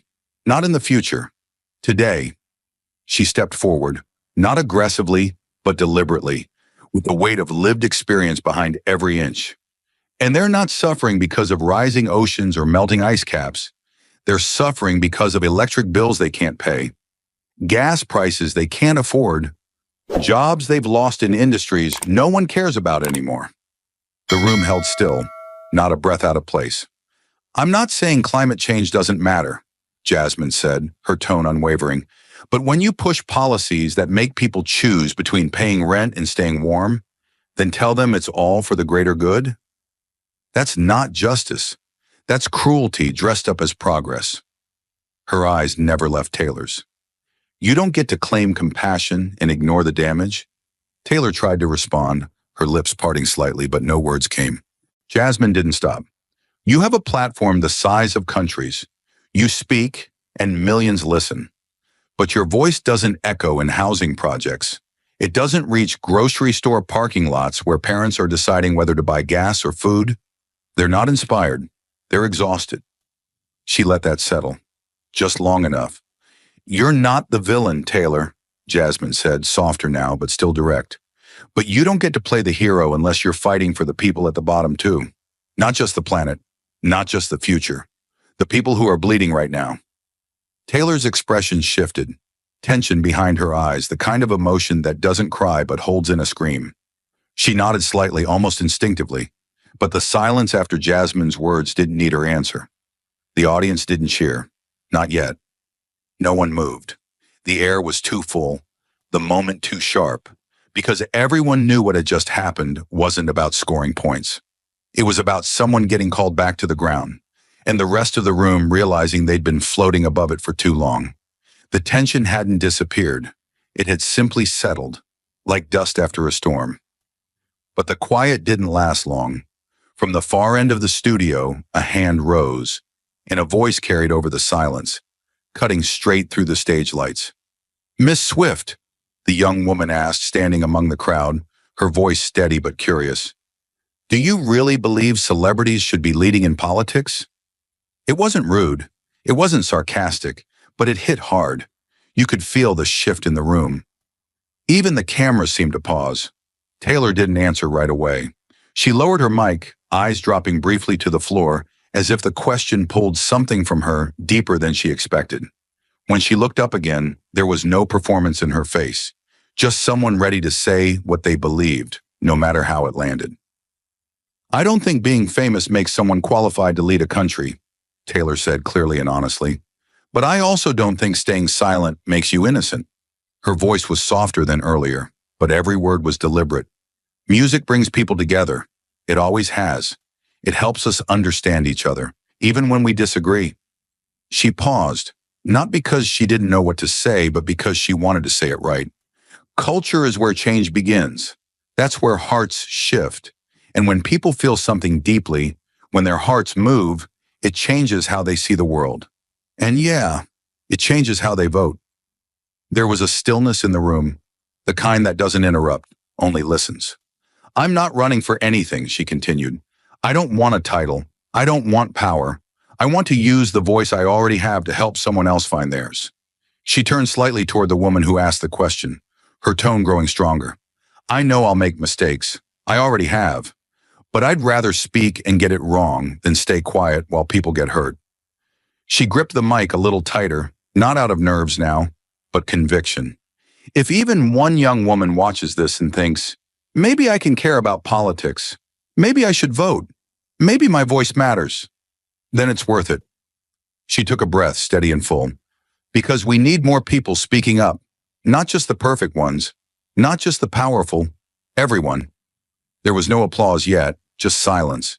But this time it wasn't from tension. It was from something else, respect. Even those who didn't agree with her couldn't deny she meant every word. And in that moment, Taylor didn't feel like a celebrity trying to play politician. She felt like a citizen trying to matter.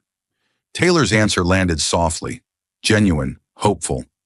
But before the emotion could take hold of the room, Jasmine stepped forward, her voice cool and steady, like the sound of reality cutting through sentiment. I hear what you're saying, Jasmine began, eyes locked on Taylor, her tone composed like a judge reading a verdict. And yes, music moves people. Emotions are powerful, but emotions don't write federal budgets. She paused just long enough for the words to hit. Songs don't pay medical bills. Heartfelt speeches don't stop evictions. Feelings don't fix broken pipelines or fund public transit. Her voice didn't waver. It simply deepened with each truth. You talk about sparking change through culture, and I respect that. But the families I speak to every week, they're not asking to be moved. They're asking to stay afloat. She looked to the crowd now, but her words were still meant for Taylor. Right now, there are people in my district taking out payday loans just to get to work. Single moms choosing between groceries and gas. That's not a political talking point.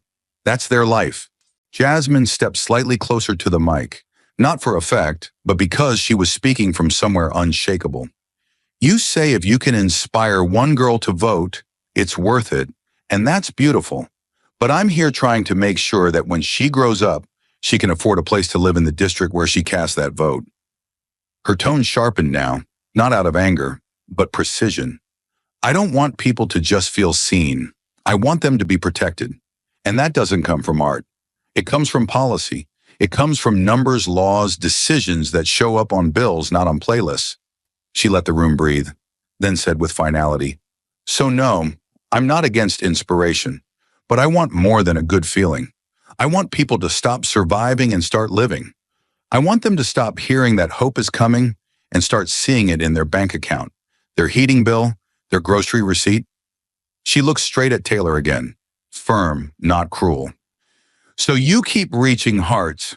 I'll keep writing laws to hold this system accountable when those hearts break. The lights dimmed, the crowd buzzed, the cameras powered down, but the war of words was far from over. As applause faded into backstage silence, the weight of everything said on that stage began shifting from broadcast to backlash.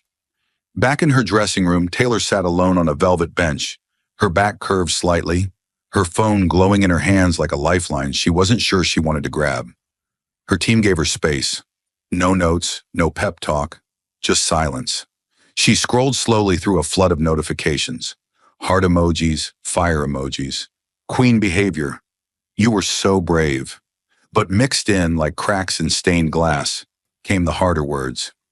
Taylor means well, but she needs better facts. Too emotional, not enough substance.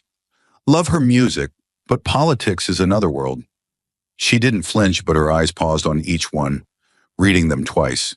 The screen blurred slightly, more from tiredness than tears. Then she looked up, not at a mirror, but at the floor, still processing the difference between being understood and being applauded. She had known this wouldn't be easy. She had trained for the stage, not the crossfire. But what stung now wasn't the criticism. It was the sense that maybe good intentions really weren't enough. She'd come to that stage with fire in her heart, but Jasmine Crockett had come with fire and data, with stories and statistics, with names she could have read from a courtroom file. And Taylor, for all her preparation, felt like she'd been arguing with a feeling while Jasmine argued with a fact. Her thumb hovered over the Compose Post button, but she didn't press it. Not yet. Meanwhile, a few doors down, Jasmine sat on a simple couch, still in the same navy blue suit that had become a symbol by the end of the night. Her aide had brought her a bottle of water, a tablet loaded with live coverage clips, and a small paper bag of takeout she hadn't touched. But Jasmine wasn't scrolling.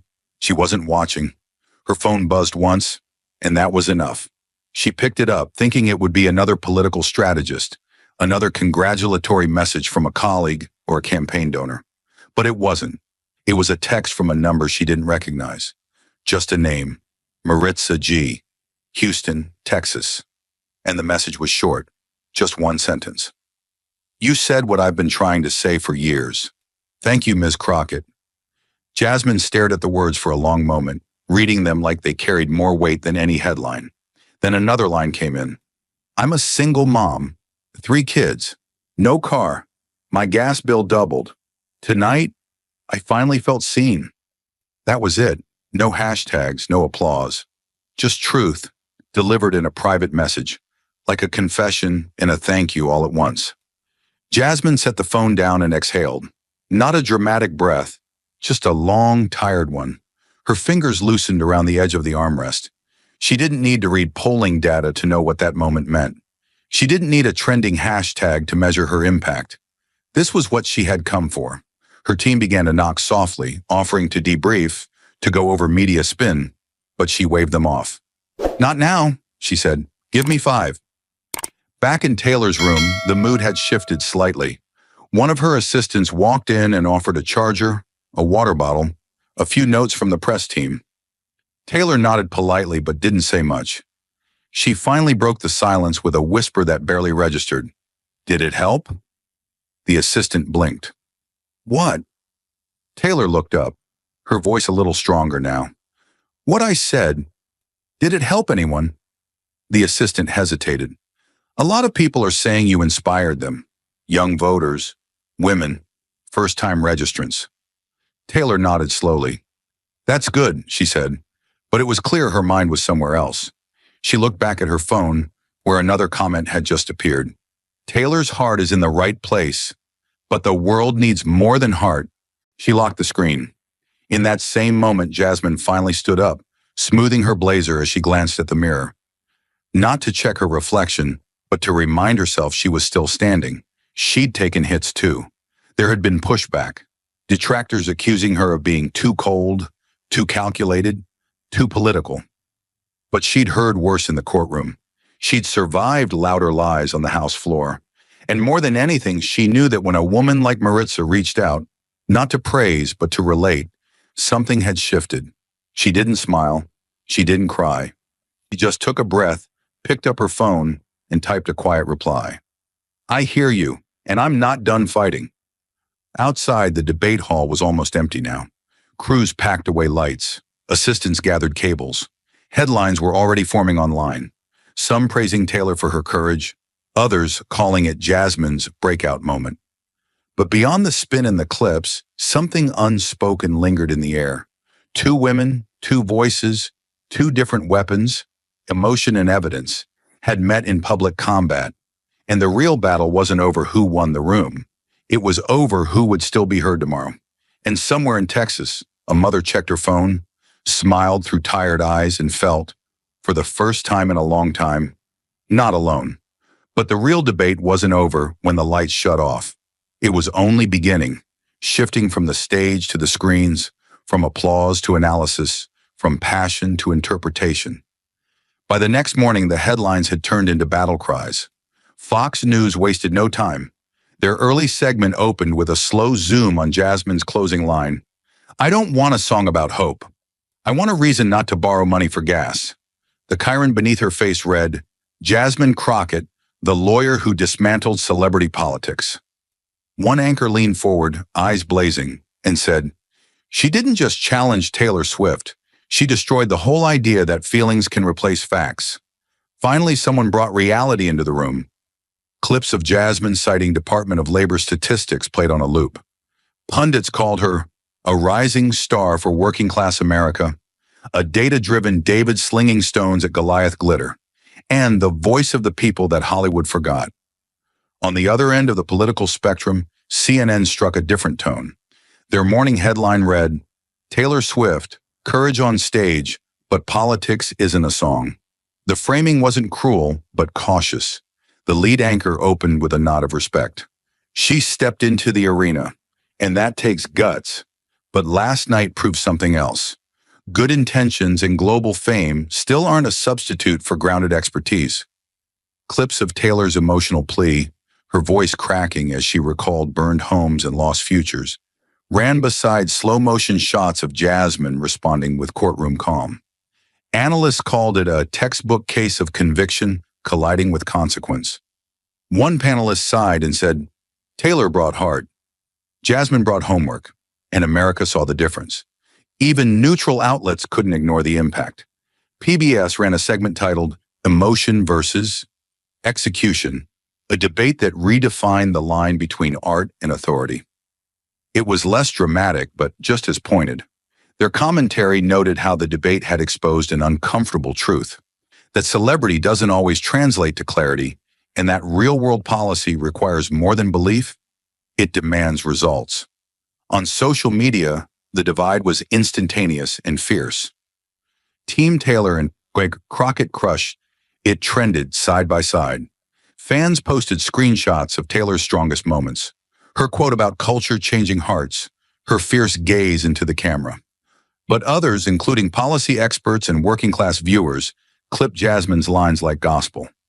"Trying doesn't change outcomes," one user tweeted. "Crockett said it like it is."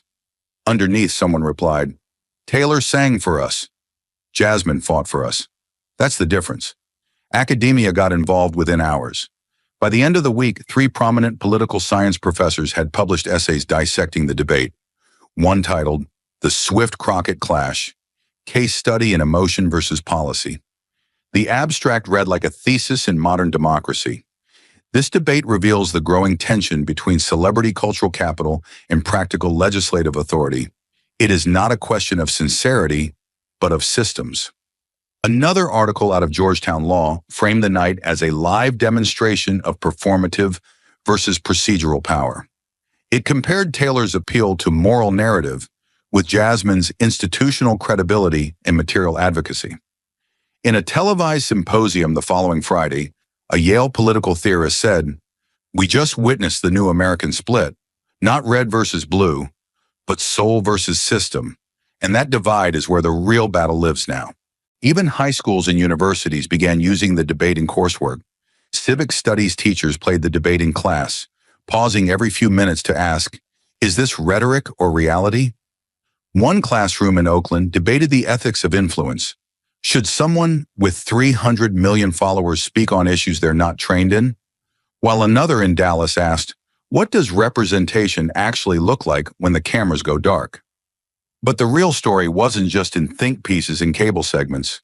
It was in the emails flooding into both women's offices.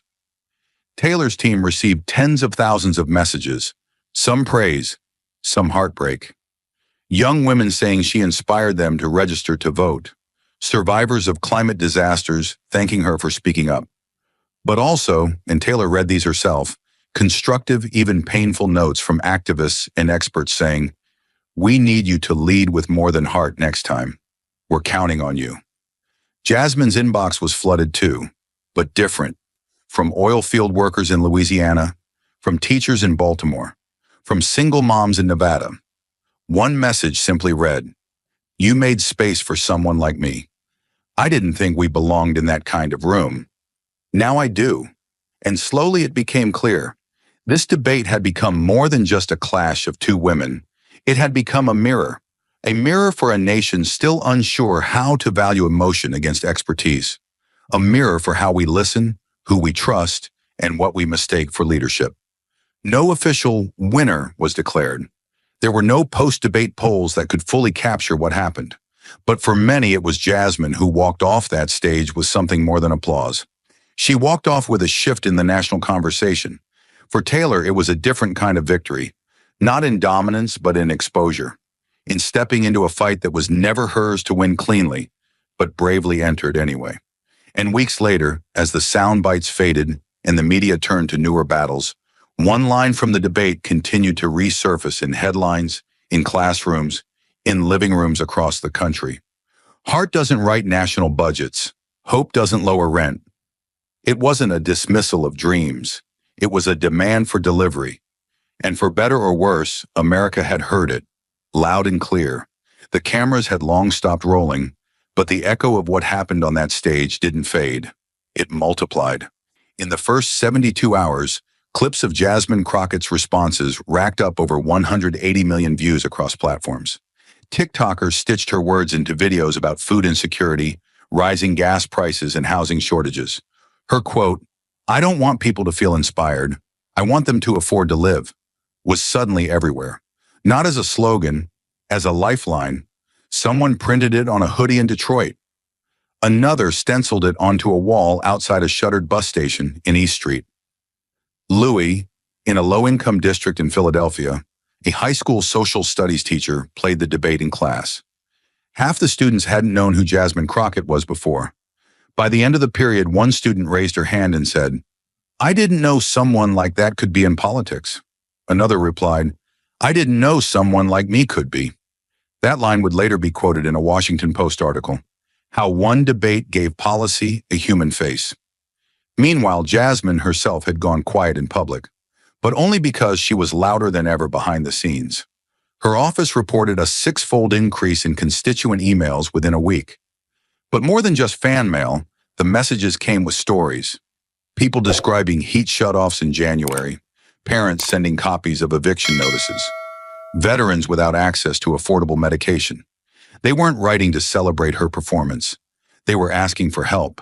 She read everyone. And in a move that caught even her own staff off guard, Jasmine announced she was returning to her district 2 weeks early. No press tour, no speeches, just a listening trip. 10 cities in 6 days, mostly by bus. She visited housing centers, community food banks, a halfway house in East Texas, and in each one, people didn't ask about Taylor Swift. They asked if she could fix something. They asked if she remembered them now that the cameras were off. And Jasmine, just like she had on that stage, didn't make promises, she took notes. Across the country, Taylor Swift's post-debate reality looked entirely different. She had returned to her home in Los Angeles the night of the broadcast, stepping off the plane to a swarm of press only to wave silently and disappear behind a black SUV. No Instagram posts, no Twitter statements. For nearly 2 weeks, nothing.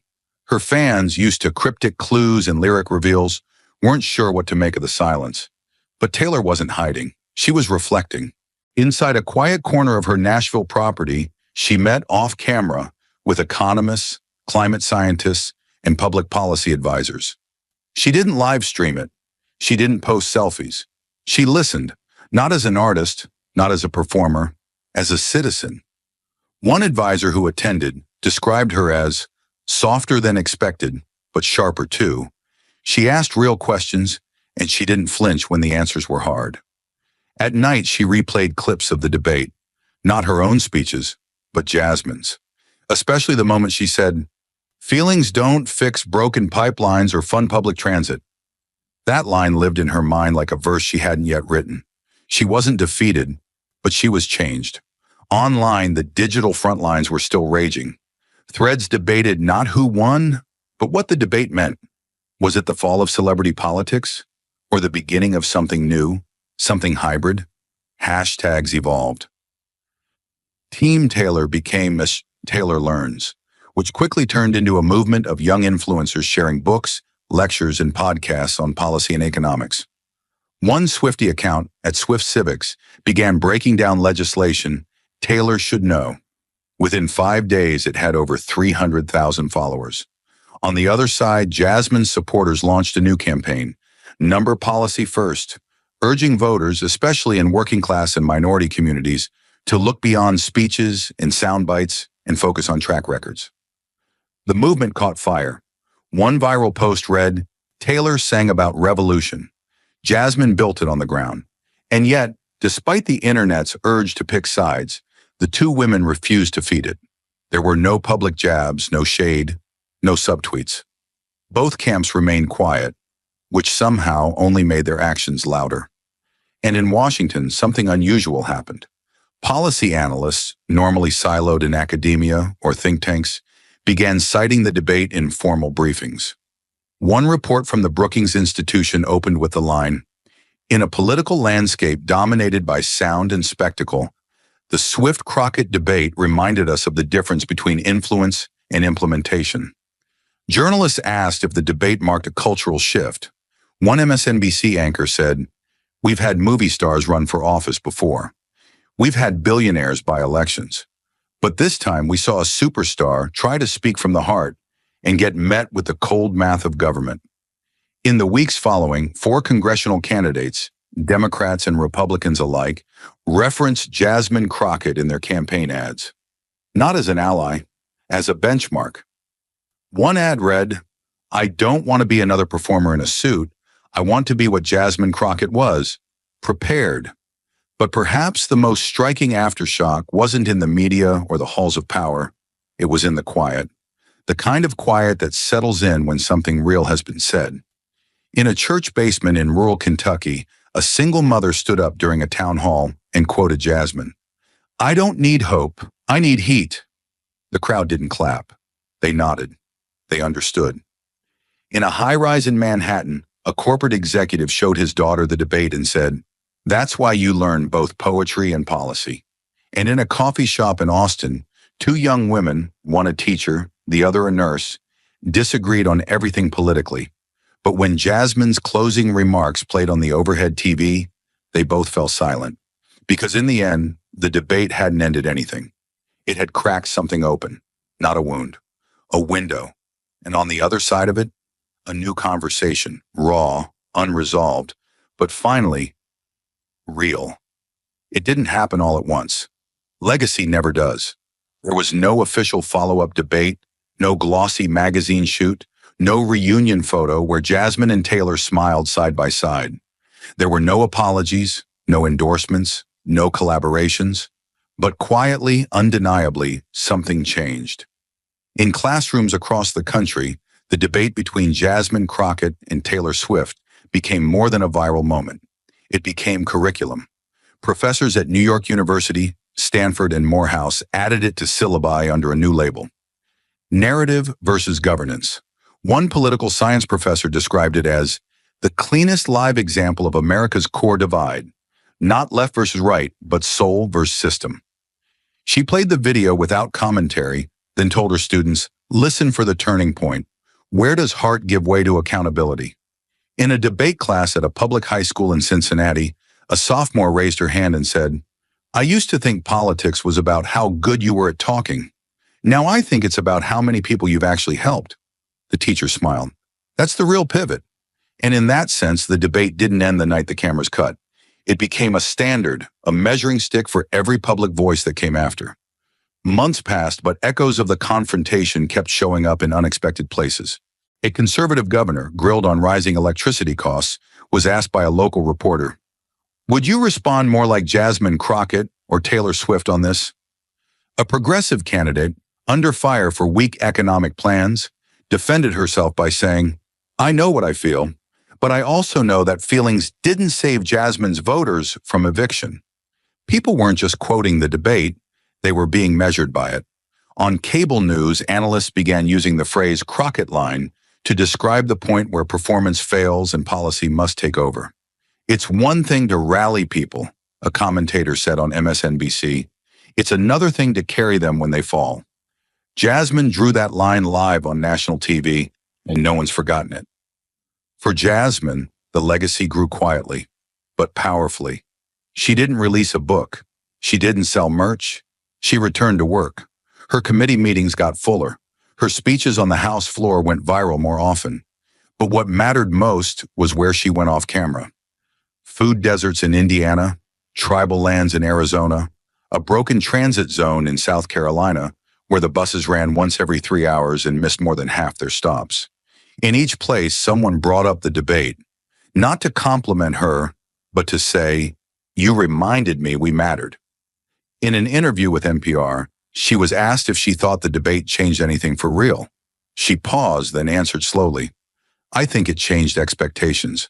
That's bigger than it sounds," she explained. Before that night, a lot of people thought politics was about who could speak the loudest or look the most inspiring. But I think people are starting to ask harder questions now. They want to know who shows up after the applause, who still listens after the headlines move on. She didn't smile. She never did when talking about praise. "I'm not interested in being the star of a moment," she added. "I'm interested in being useful." For Taylor, the journey took a different shape. She never tried to erase what happened on that stage. She didn't spin it. She absorbed it. In a documentary released a year later, not about music, but about civic responsibility, she opened up for the first time about the emotional toll of the debate. "I thought I had something to say," she admitted, "and I did. But I didn't have enough to do." Jasmine made that clear. She was right. But the film wasn't about regret. It was about evolution. In it, she was seen visiting community policy forums, learning from organizers, sitting with women in Mississippi who couldn't afford health care, and asking them not how they felt, but what they needed changed. "I learned something in that debate," she said softly in the final scene. "Sometimes your voice matters more when you use it to ask, not answer." Critics called the film her most mature work yet, not because of its polish, but because of its humility. By the following election cycle, something even more unexpected had taken hold. Young candidates, activists, teachers, nurses began to reference the Swift-Crockett debate in their own campaigns, but not as a spectacle, as a warning. "I don't want to give you a speech," one local candidate in Phoenix said at a town hall. "I want to give you results, because I remember watching Jasmine Crockett look straight into a camera and say, 'Trying isn't enough.' And that stuck with me. It stuck with a lot of people, and slowly the culture around political speech began to shift. Not entirely, not overnight, but noticeably. People clapped a little less for the rousing monologue, and leaned in a little more when someone said, 'Let me show you the numbers.'" Years later, a university held a panel titled, "What Changed Us? 10 Cultural Moments That Shifted America's Political Lens." The room was filled with professors, journalists, students. They debated war coverage, election night pivots, major protests. But when the Swift-Crockett debate came up, the moderator paused and said, "That wasn't just a debate. That was the first time millions of Americans saw two kinds of power go head-to-head in real time. One built in arenas, one built in courtrooms." And then he asked the crowd, which one lasted longer? No one answered out loud. They didn't have to. Because by then, everyone in that room and across the country had already felt it. The debate didn't make Jasmine famous. It made her relevant. It didn't make Taylor a politician. It made her accountable. And it reminded a nation hungry for spectacle that the real stars don't just move hearts. They move policy. They change lives.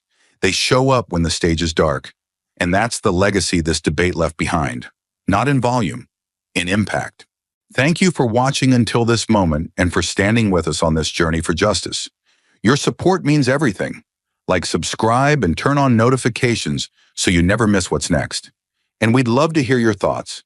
Leave a comment below and let us know what moved you most in this story. Together, our voices make a difference.